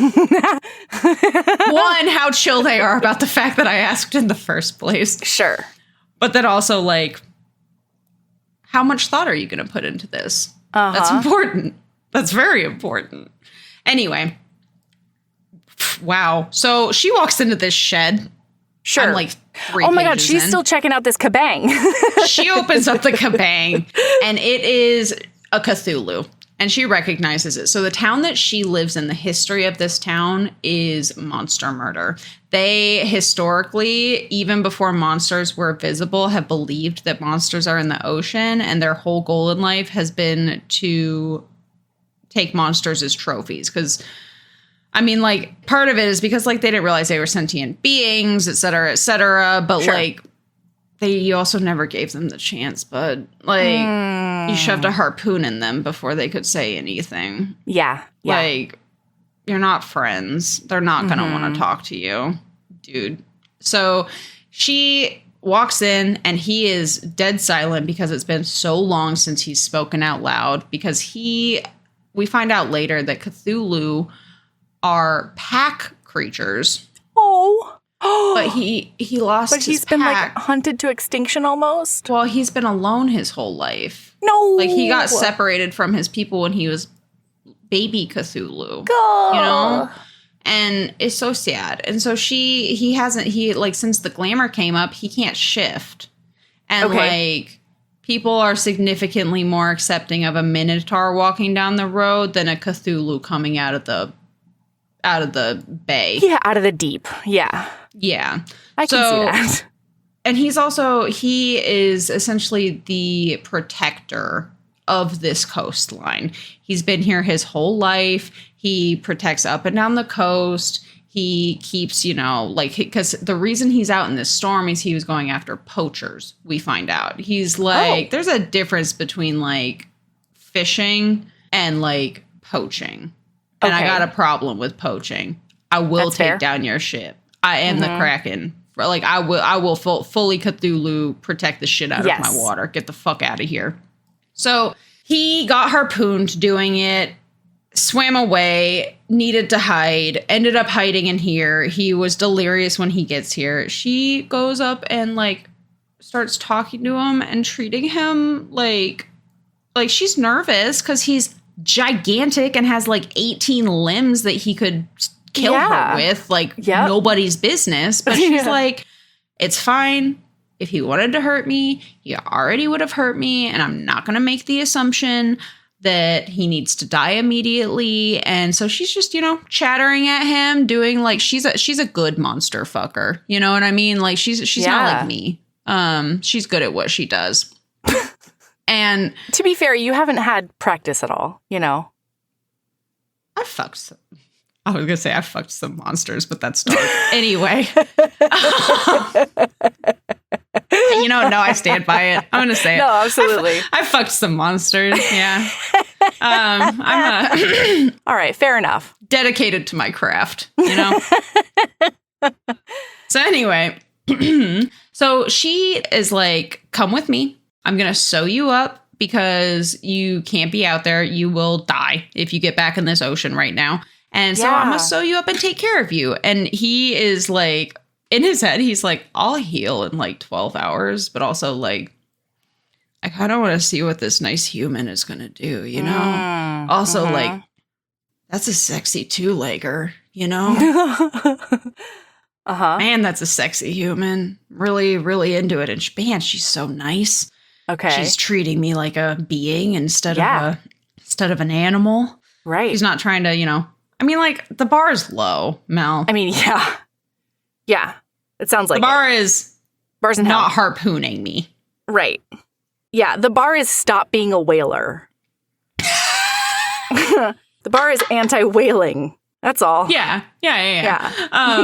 Anti-trophy fishing. Yeah. So she sews him up and she is like, man, why am I so horny for this, like, guy, Yeah, this tentacle being.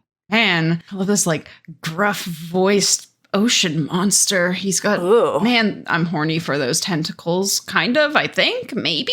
We'll see where this goes, And he, after she's done, this fucking dude looks at her and he's like, I'm very grateful. And she's like, oh, you're welcome. And he's like, if you're interested, Okay. I'd like to show you. I'd like to give you a token of my appreciation. And she's Okay. like, okay. Yeah, okay. Would you like to guess what the token of his appreciation is? Is it a diddle? It sure is a diddle. It's a tentacle diddle? And she's like, I don't want you to like do that just because you're grateful. And he's like, no. But oh no.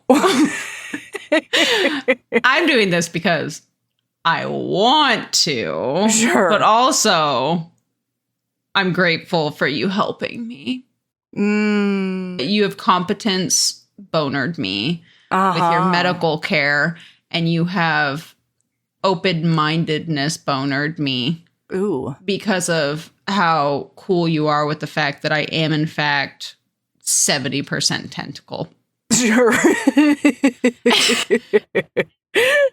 And so he tentacle fucks her and fingers her on the table in her kitchen. And the next morning, she ends up making him like a nest in the living room because her bed isn't, tentacle monster Conducive. friendly. Yeah, it's a little small for for a Cthulhu that is 70% tentacle. And like the other 30% ain't tiny. So Wait, do you think so it talks, right? his name's Rourke, by the way. Okay, Rourke, he talks. Do you think he has like like Davy Jones kind of sound? Do you remember from Pirates of the Caribbean, the guy with the tentacle beard? Yeah. And he's got like an octopus thing that like breathes out and stuff. Do we think he talks like that? Because of all his tentacles. So I want him to very badly. I don't remember. He does have the face tentacles because he is a Cthulhu. Yeah. And how big are we talking here? Him? Yeah, like a man size or like an elephant size? How are we doing? Oh, he's not elephant sized. He's okay. I mean, he fits in her living room. They're in their kitchen together. You know what I mean? Like, okay. It's very much like his human portion is like a large dude, but not like he has a human portion. Yeah, his top half. He's or like human-esque. He's humanoid from like the waist up, other than his tentacle beard. And sure. mustache. Okay. Yes. Fair enough. So he has hands. Yes, he does have hands, but they are claw-tipped. Okay, yeah. So we get some of that nice like dragging the claws up her thighs and stuff like that. Mm-hmm. And he is a predator. He has like when you look under that tentacle mustache, boy, those are some sharp chompers in there. Ooh. You're about to let jaws go down on you, like because he's He's a water monster. He's a ocean boy. Mm-hmm. Interesting that I find... It's so fascinating to me that I love this book, that I loved, Deep Waters, that I loved... That I love all of these, like, dark, deep, still water monster books. Yeah, but you would hate their habitat.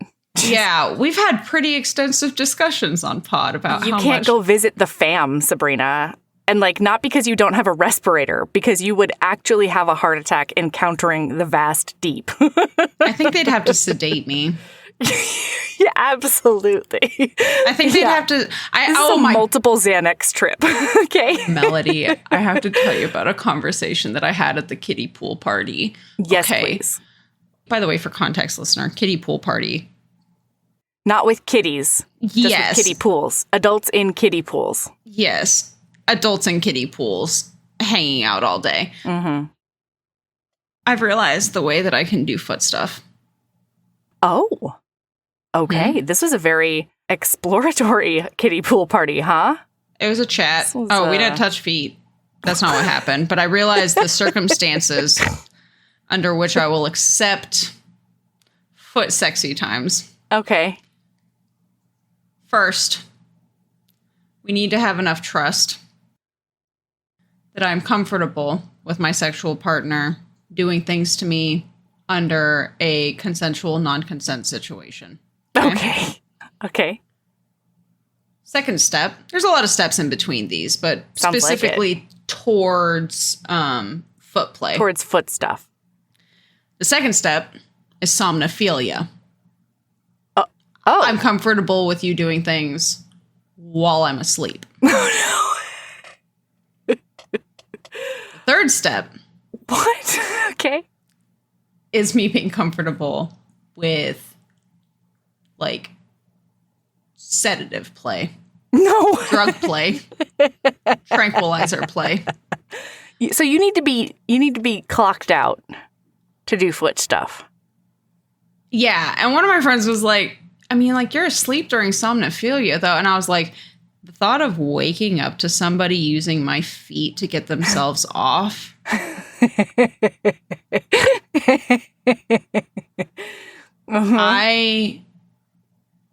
That's it. Are you ever okay with it being a situation where you're clocked out and they're putting their feet on you? I just don't want to know about it. Whatever you do while I'm tranked in that situation, I trust you enough to make sure that I am not harmed in the making of this horniness. Okay? I have to be able to, like, it's a long road to foot play, you know? Like, you got to get me to a certain, like, I need to trust that nothing is going to happen to me. I need to trust you literally with my life, that I will be fine, tranquilized, and sedated under your care. Okay. And then you can do foot things. I don't want to know about it. If you make recordings of it, I'm calling the cops. If you send me recordings of it, you're calling the cops because I'm in the middle of murdering you. And either way, somebody's going to prison. Sure. But sure. Yeah. Okay. Yeah. I have a question though. You're not, so it's specifically feet. It's not like appendages that touch the ground. Because like, what are you doing about tentacles? You're fine with tentacles? No. And tentacle penetration? So it's hot, and I just try not to think about the fact that those have been on the ground. It is a specifically foot thing, though. Like, okay, yeah. It's not that they're touching the ground.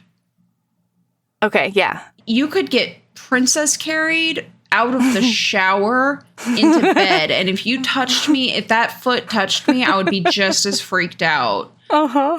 As if, like, I've gotten better. Okay, to be clear, I'm better than I was. You can now read about several it. years. I can read about it, kind of, if I'm in bed with somebody, if I trust you enough, or like, and it's actually not even in bed. I'm like, I don't want to sit there with our feet like snuggled up together on the couch, but like, I'll tuck my feet behind somebody if I trust them enough. Mm-hmm.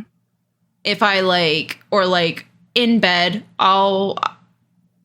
Mostly because I'm a cuddle slut, but more than I'm horrified by feet. I will, if those toesies are cold, I will be finding that calf. Yeah. Putting your feet on somebody's calf, sure. Yeah, stuff like that. But like, but they cannot warm up on you.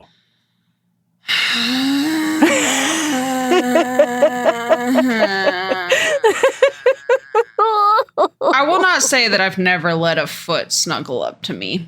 Okay. But you just want to like put it out of your mind. It's a fine line. There's a fine line between me accepting it and being able to be cool with it and not being able to. Honestly, if you can make me forget that it's there, then it's fine. So like I've had like people that I love. I don't know that they've done it with bare feet. It's always been with socks where they'll like tuck their feet underneath my leg on a couch or something like that. And they'll be really still, you know? They don't move a whole lot, but like so there's no foot rubbing when we're warming up feet on you. No. You should see the look of abject terror that just crossed. Do you mean me rubbing face. Their feet?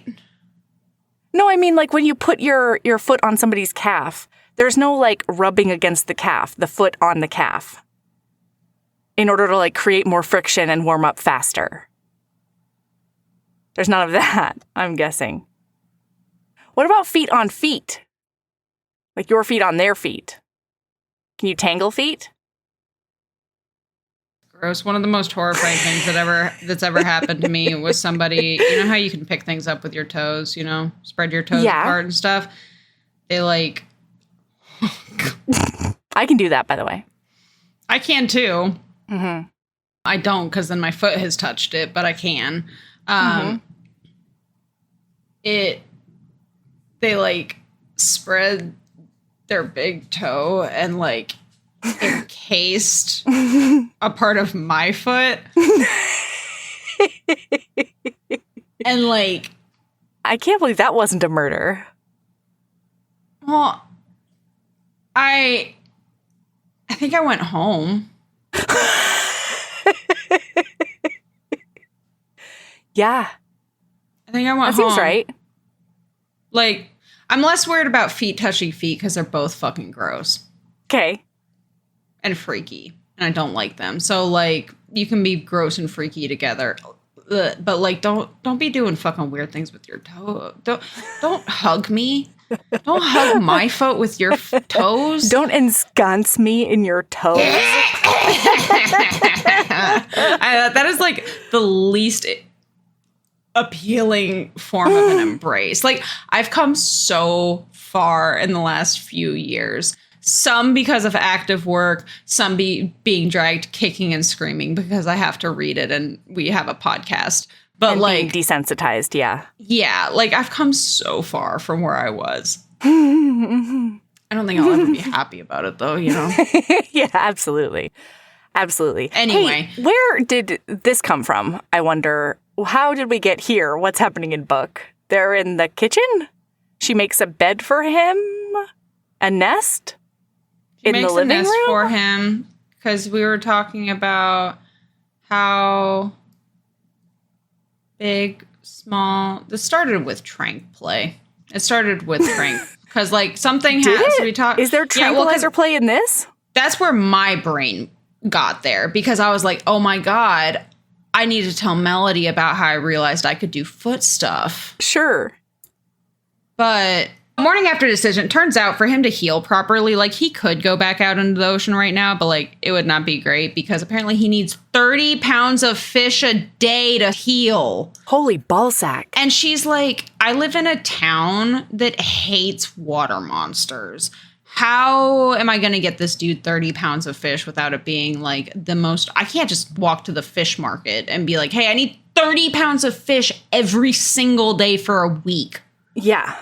Like, that's going to be rough. What do I even do? And so she's like, okay, I'm going to go get as much as I can from my buddy. And then I will go fish for the rest of it because my dad taught me how to fish. It'll be fine. I'll go do this. I've never used any of his stuff since he died. Aww. So this is going to be like a big deal for me, but like, okay, I got this. So she ends up doing all of these things, and then she finds out his backstory. And so he lost his Cthulhu pod when he was young, and then she finds out that he ended up being found by a fae of some flavor. Okay. Fairy or something like that, or L, whatever. And she created him a glamour to look like a human. Okay. And then he spent his, like, however, like, decades and decades as a ship captain. And he worked his way up from the bottom, and then he got his own ship. And then, like, he just was able to do that without being, like, caught, essentially, for years. Okay. And he always felt othered because, like, he couldn't really be close with any of the humans because, like, he doesn't have family. He's not a human, but that's how he knows how to speak English and things. And then the glamour dropped. Right. Across the because that world. Mystery thing that happened. And he lost his glamour. He jumped off the side of the ship. As far as the world knows, that captain was washed overboard and is just gone for good. And none of his shipmates saw him? Well, like, even if they did, they wouldn't recognize him as a Cthulhu. Oh, yeah. So they think essentially, like, he got washed overboard, like, and he just disappeared at sea. And, like, he's been so lonely because, like, Cthulhus are pack animals. They're pod animals. And he's been the loneliest little sea boy. Yeah, he had his pod on the ship. Uh-huh. His found pod. Yeah. And then they had to say bye-bye. Wowza. So anyway, super sad. They end up having more sexy times. She learns about his penis, which is just a special tentacle. Excellent. I don't remember if there's like actually some flavor, some form of penis, but like there's a penetrative object attached to him that he can use. Sounds prehensile. That squirts things, you know? Yeah. That's the definition of a penis, right? You know? Yeah, it's a phallus that squirts things. Tube of fleshy thing that squirts things. That's what I've seen in all of the science books and medical texts that I've read over the years. Least sexy way I could have described penis. Fleshy tube that squirts things attached to your body. Mm-hmm. Yeah, I don't like that. Right. I'm going to keep using it because I think it's funny, but I don't like that. So anyway, she learns all about that, and he has to be hiding. So one of the things that she does is she's the lighthouse keeper, but she also like does tours, and so like people always come up to the thing. Like the lighthouse is her happy place. Like this is the place that she feels seen. It's where she feels at home. It's where like it is everything to her, and she's worked so hard to get to this point. Yeah. And then they end up, it's real sad because he's healed, because it's really hard for him to be seen and all of that stuff. Yeah. And he's like, well, I guess I should go. I guess I'm going to have to leave soon because I'm, healed up and I keep almost getting caught. And like, if I get caught, this town We're is both going in to trouble. kill me. Yeah. They're going to kill me and you're going to lose everything. So like this Ugh. isn't going to work. Like, I can't stay here. Oh. But she also doesn't want to leave her lighthouse, and like they just met, and like they're both so into each other, and he's, golly, I can hear, like, see it. He's just a gruff ship captain Cthulhu boy. Oh boy. Oh man, I love a tentacle. I can't help it. Fair enough. I can't. I don't know where it came from. I don't care where it came from, frankly. Yeah. But it's here. This love is here to stay. So it's a storming, and they decide to make a plan. He's like, in 1 week, he draws her a map. In 1 week, this is my cabin. Come visit. Ooh. And she's like, I can do that. So he leaves in the storm. They're both so sad that he is going to be skedoodling, and she's trying to figure out magical solutions. She's like, I don't care that he's a Cthulhu, but this town will care. And he would never accept me giving up my dream of being a lighthouse keeper to be with him. And so how do we bridge this gap? So she's looking into magical solutions. She knows that like most glamours don't work. A lot of blah, blah, blah, blah, blah. Well, and she's so God, she misses him.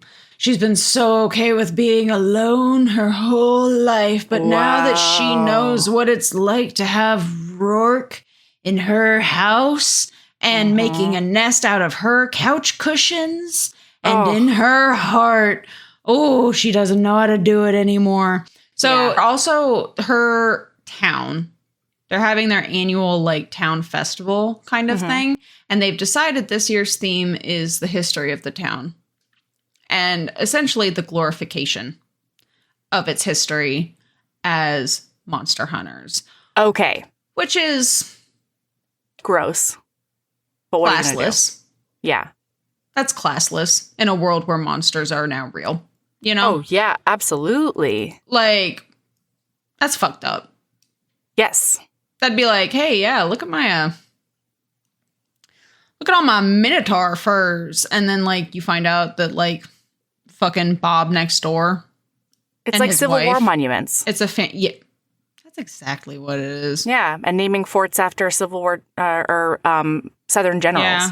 Mm-hmm. That's what it is. Yeah. That's gross. So, anyway, because there's a guy, his name is, oh God, I think his name might be Bradley. No, I read a different book recently where there was an evil Bradley. Okay. This guy's name is Sebastian. Mm-hmm.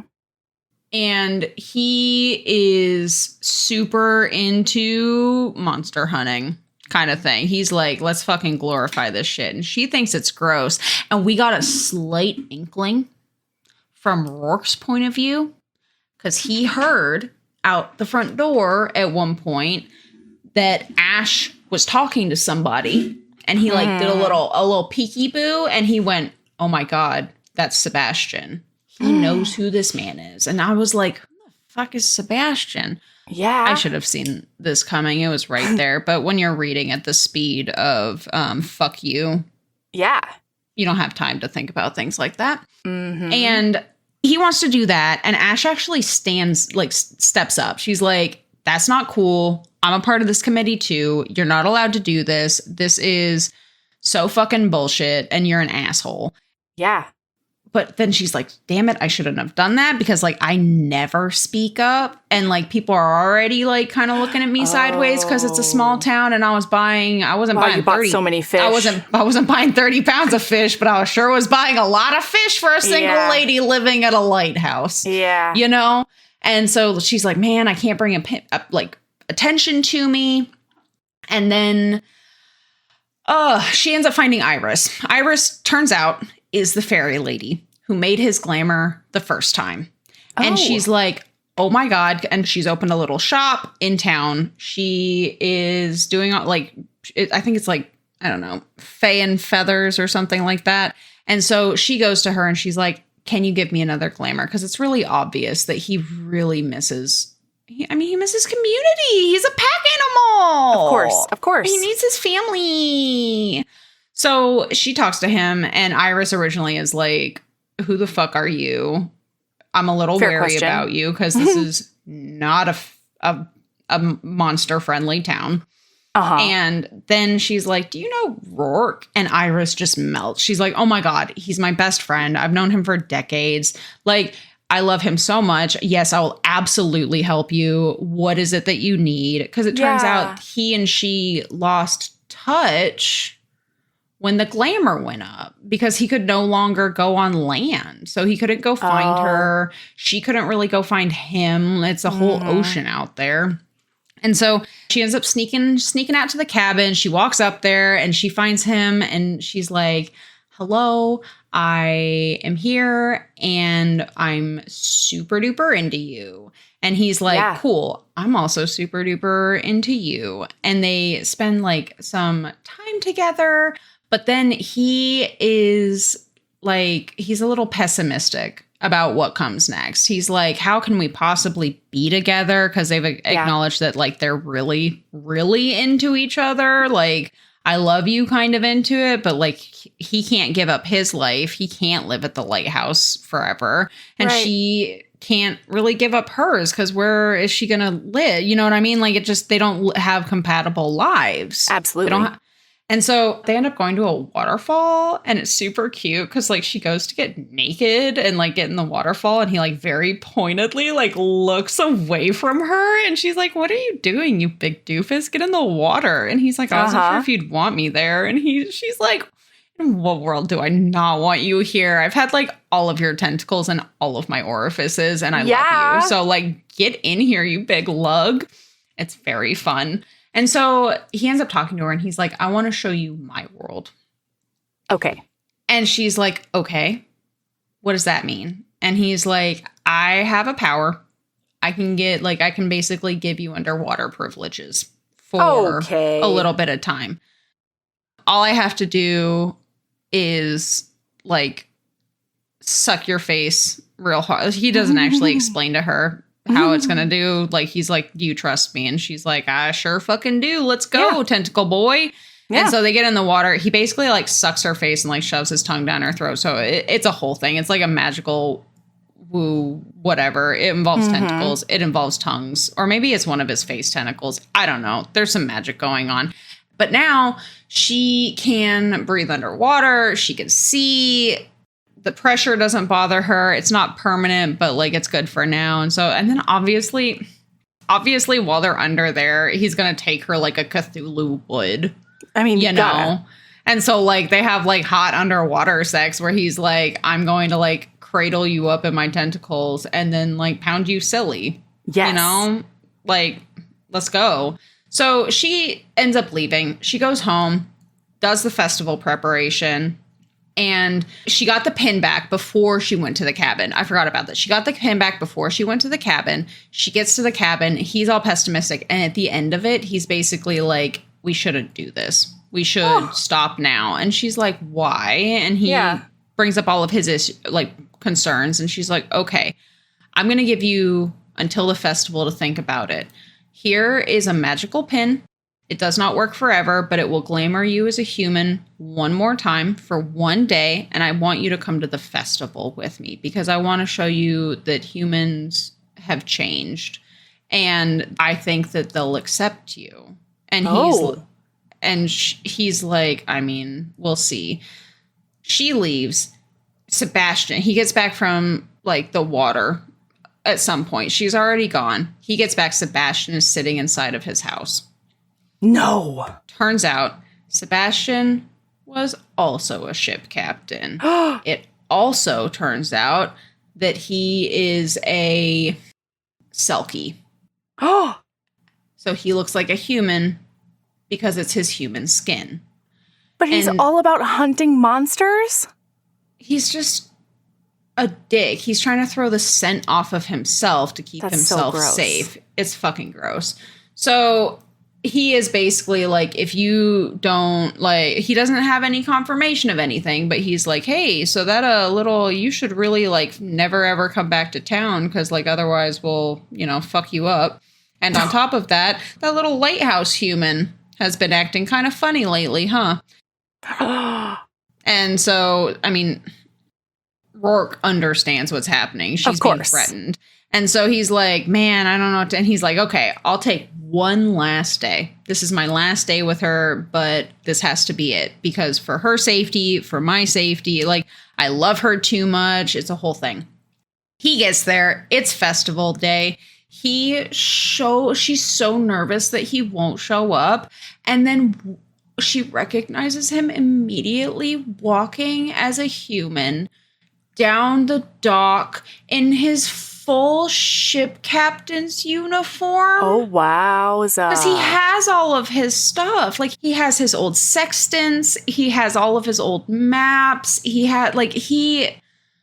misses being a human ship captain so much. Oh my gosh. Precious baby. And so they end up having a wonderful day at the festival until... Uh-oh. They're doing a reenactment. And instead of necessarily glorifying the murder of creatures, they are doing a reenactment, though, with like a fake Kraken attacking the ship. And like, come on. This was the compromise, essentially. Instead of this is the compromise. Except, turns out, well, we'll get there. We'll find this out in a second. There's a fake Kraken attacking a ship that has a bunch of people on it, right? Because they're pretending they're like, oh, look, the Kraken, harpoon, spear, harpoon, spear. Well, this fake scenario has attracted the attention of a real Kraken. No. All of a sudden, from the depths of the below, no, not good. A real Kraken rolls up from underneath. And Rourke is like, they're going to kill it. And also, like, based on the way that thing is acting, that's a juvenile. That's not an adult. Oh, it's a beeb. That's a baby. No. And so he is like, I still have most of the day, but I'm going to give it up for this thing. Because the minute he takes that pin off that's giving him his glamour, it's gone. It's not like he can take it off and put it back on again. It's one-time use. Yeah. And he's like, okay, I can't let them kill this thing. Oh. And so he undresses. Cthulhu's out. Everyone is so shocked by the Kraken that they don't even realize he's there until he's like walking past them to get in the water. And she's like, I love you. You don't have to do. And he's like, I do. I can't let this happen. And so he gets in the water. Turns out Sebastian had been baiting the bay for weeks. What a dick. In preparation for this, because he wants the city to continue to hate monsters, because the less monsters around, the less likely he will be found out. Sebastian, stop sucking so hard. Dude, Sebastian is the worst. So he goes down there. He talks to the Kraken. He's like, hey, dude, that's not real. Because the reason the Kraken did something is it wasn't going to do anything, but then it thought that the other Kraken, it's so young, it thought the other Kraken was real. Oh, it's defending it. Yeah, it was protecting the fake Kraken. And it was it's a little baby. It's like, but protect. And he's like, no, it's not real, baby. It's not real, sweetheart. And it's like, but save? And he's like, oh no, it's fake. Go, like, you should go back, go home, like go out into the wide open blue yonder. Go and be free. Like, okay, fine. And he like skedaddles away, but like the damage is done. Everyone has seen him. And he comes out of the water to explain basically and be like, you don't need to worry about it. Yeah. The Kraken is gone. It's not coming back. It was a misunderstanding because that asshole over there baited it here, basically. Right. It was self-defense, essentially. Yeah. Or like defense for another kind of thing. Right. So they are like, oh my gosh, wow, we actually love you. This was amazing. You have proven to us that you are not all fantastic. That monsters aren't monsters if you give them a chance. Oh. And thank you for saving us. Obviously, Sebastian fucks off into his, sulky being and disappears because he's not here for this heartwarming bullshit. I think something happens to him. I don't know. It doesn't matter. Good. He's a dick. And then they're together forever. Yay! And so then he's going to be her companion at the lighthouse. They're going to make that a Cthulhu-friendly bedroom. He's going to take people on tours with all the kids love him because he has so much knowledge about the ocean and he's so gruff and funny. And he's going to be the tour guide and she's going to be the lighthouse keeper. And it's just really adorable. And that's super cute. I love them. And then we do have a scene when he proposes to her because he's like, hey, there's something wrong with the light up there.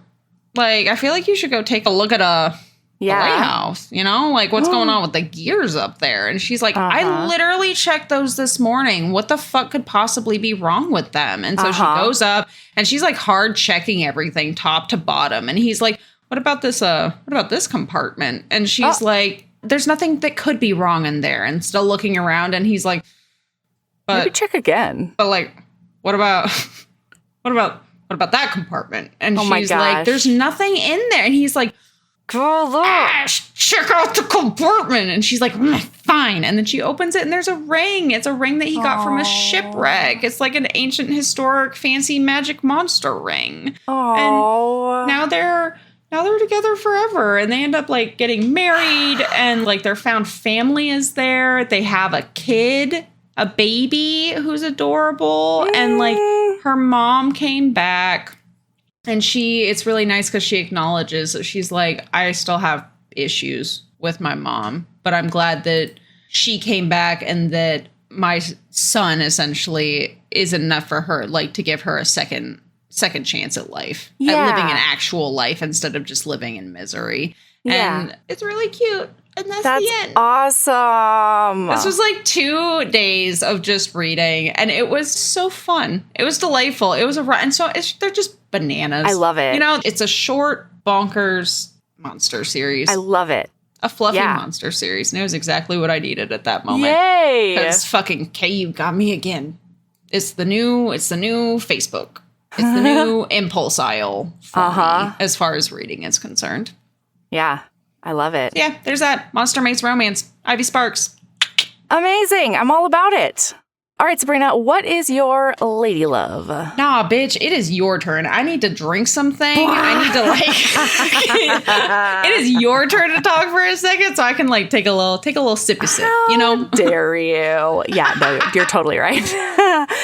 My lady love, I'm mad about it though. All right, coming in hot. Let's go. Fucking mad about it. Okay? Sometimes a lady just wants to impulse rush and try and get done painting her whole garage when she's had months to do it, but now she wants to. Sometimes that's what ladies want to do. Okay? And it's wonderful when their partners are logic boys.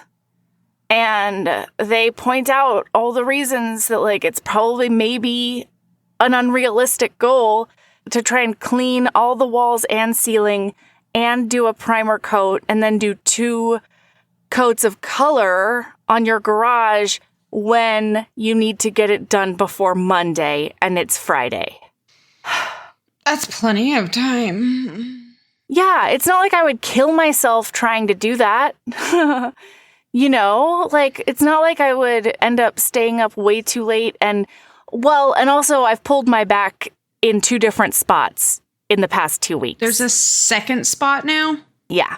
I pulled, now it's in my mid back. Isn't that, I went and I bent over about 15 degrees and my back said, whoa. And then I had to lay on tennis balls for a long time. And it hurt so bad I took a nap that day. Because I was so exhausted from just experiencing the pain. So, yeah, maybe it is an unrealistic goal.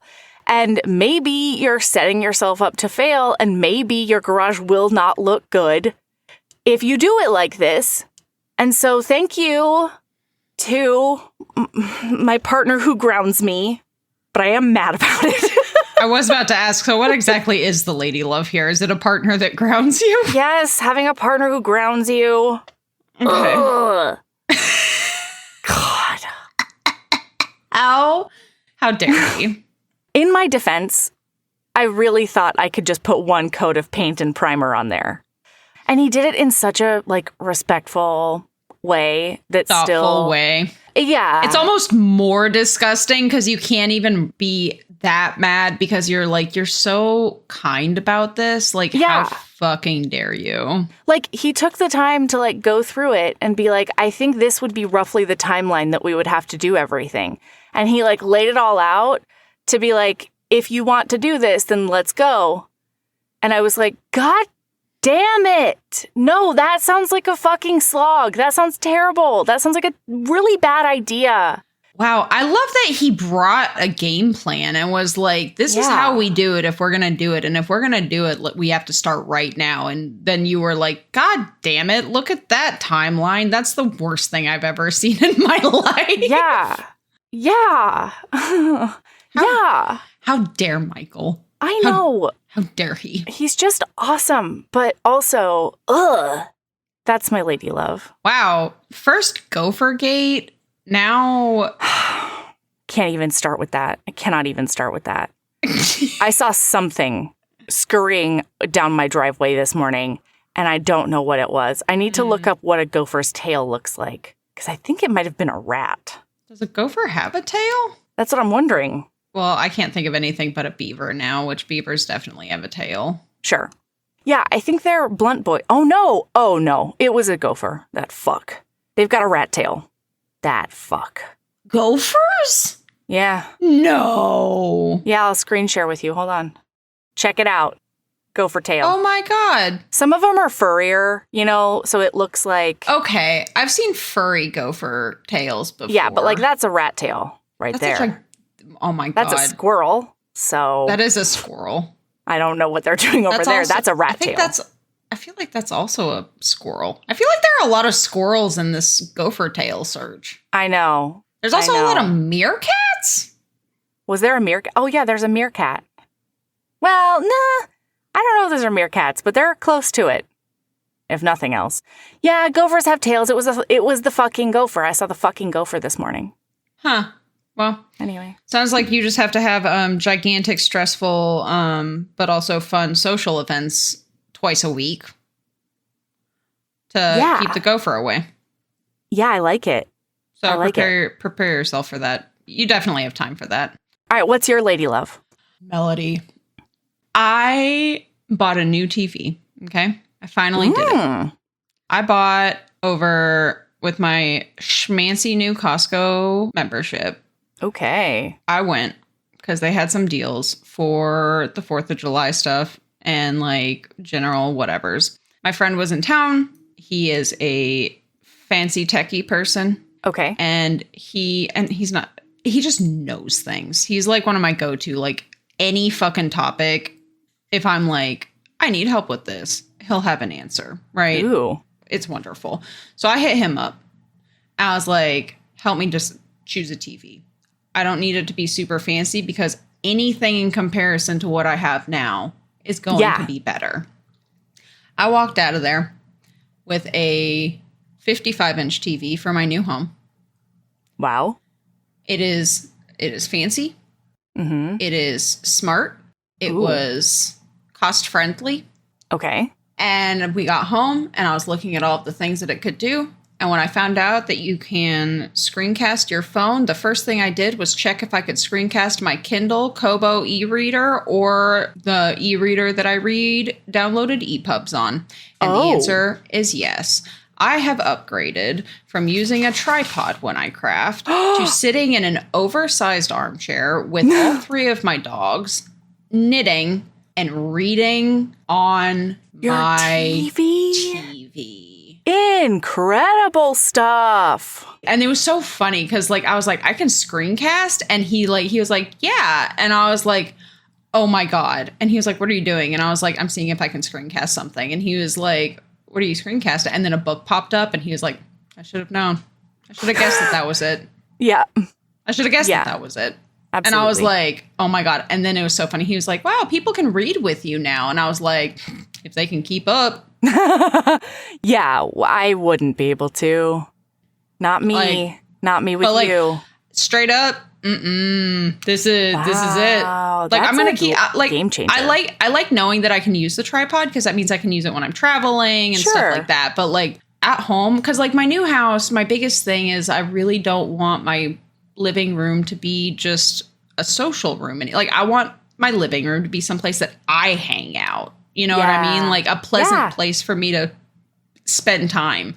I also realized when I was laying in that armchair, though, with my dogs, looking at my TV, God, it's fancy. I've never had a TV this fancy in my life. It's gigantic. It is so big. I've never owned a TV this large. It's bananas, truly bananas to me. Like everyone else is like, what? You play video games. What do you mean you don't have what? I just never did. But boy, I am now realizing that part of me not watching things might be because I just didn't have a pleasant setup. Sure. Now Absolutely. I could totally see when I'm just veg. Like if I wanted to just veg, I could absolutely see myself curling up with the dogs in my armchair and like putting on a TV show or a movie or something and just chilling with them. I don't think I will now that I know I can read on there. Sure. But like I might occasionally. So yeah, that's my lady love. Fucking cast your e-reader from your cell phone onto your fucking TV. That's bananas. It's great. It's I love it. Anyway, so yeah. All right, rock on. All right, keep being a badass and love yourself as much as you love. I'm really getting caught on somnophilia foot stuff, but that's not. You don't love that. You can love yourself as much as you love figuring out a compromise for a hard limit. There we go. Okay. Fair enough. I don't think I'm ever like, I would be shocked if I ever ended up with somebody that I had to reach that compromise with. Yeah. But I do like that. Somnophilia foot stuff. No, tranked, sedated foot stuff. Melody. I need you. You know what? Love yourself as much as you love getting got by the impulse section. You know, sometimes it's fun. Yeah. Yeah. All right. Bye. All right. Bye.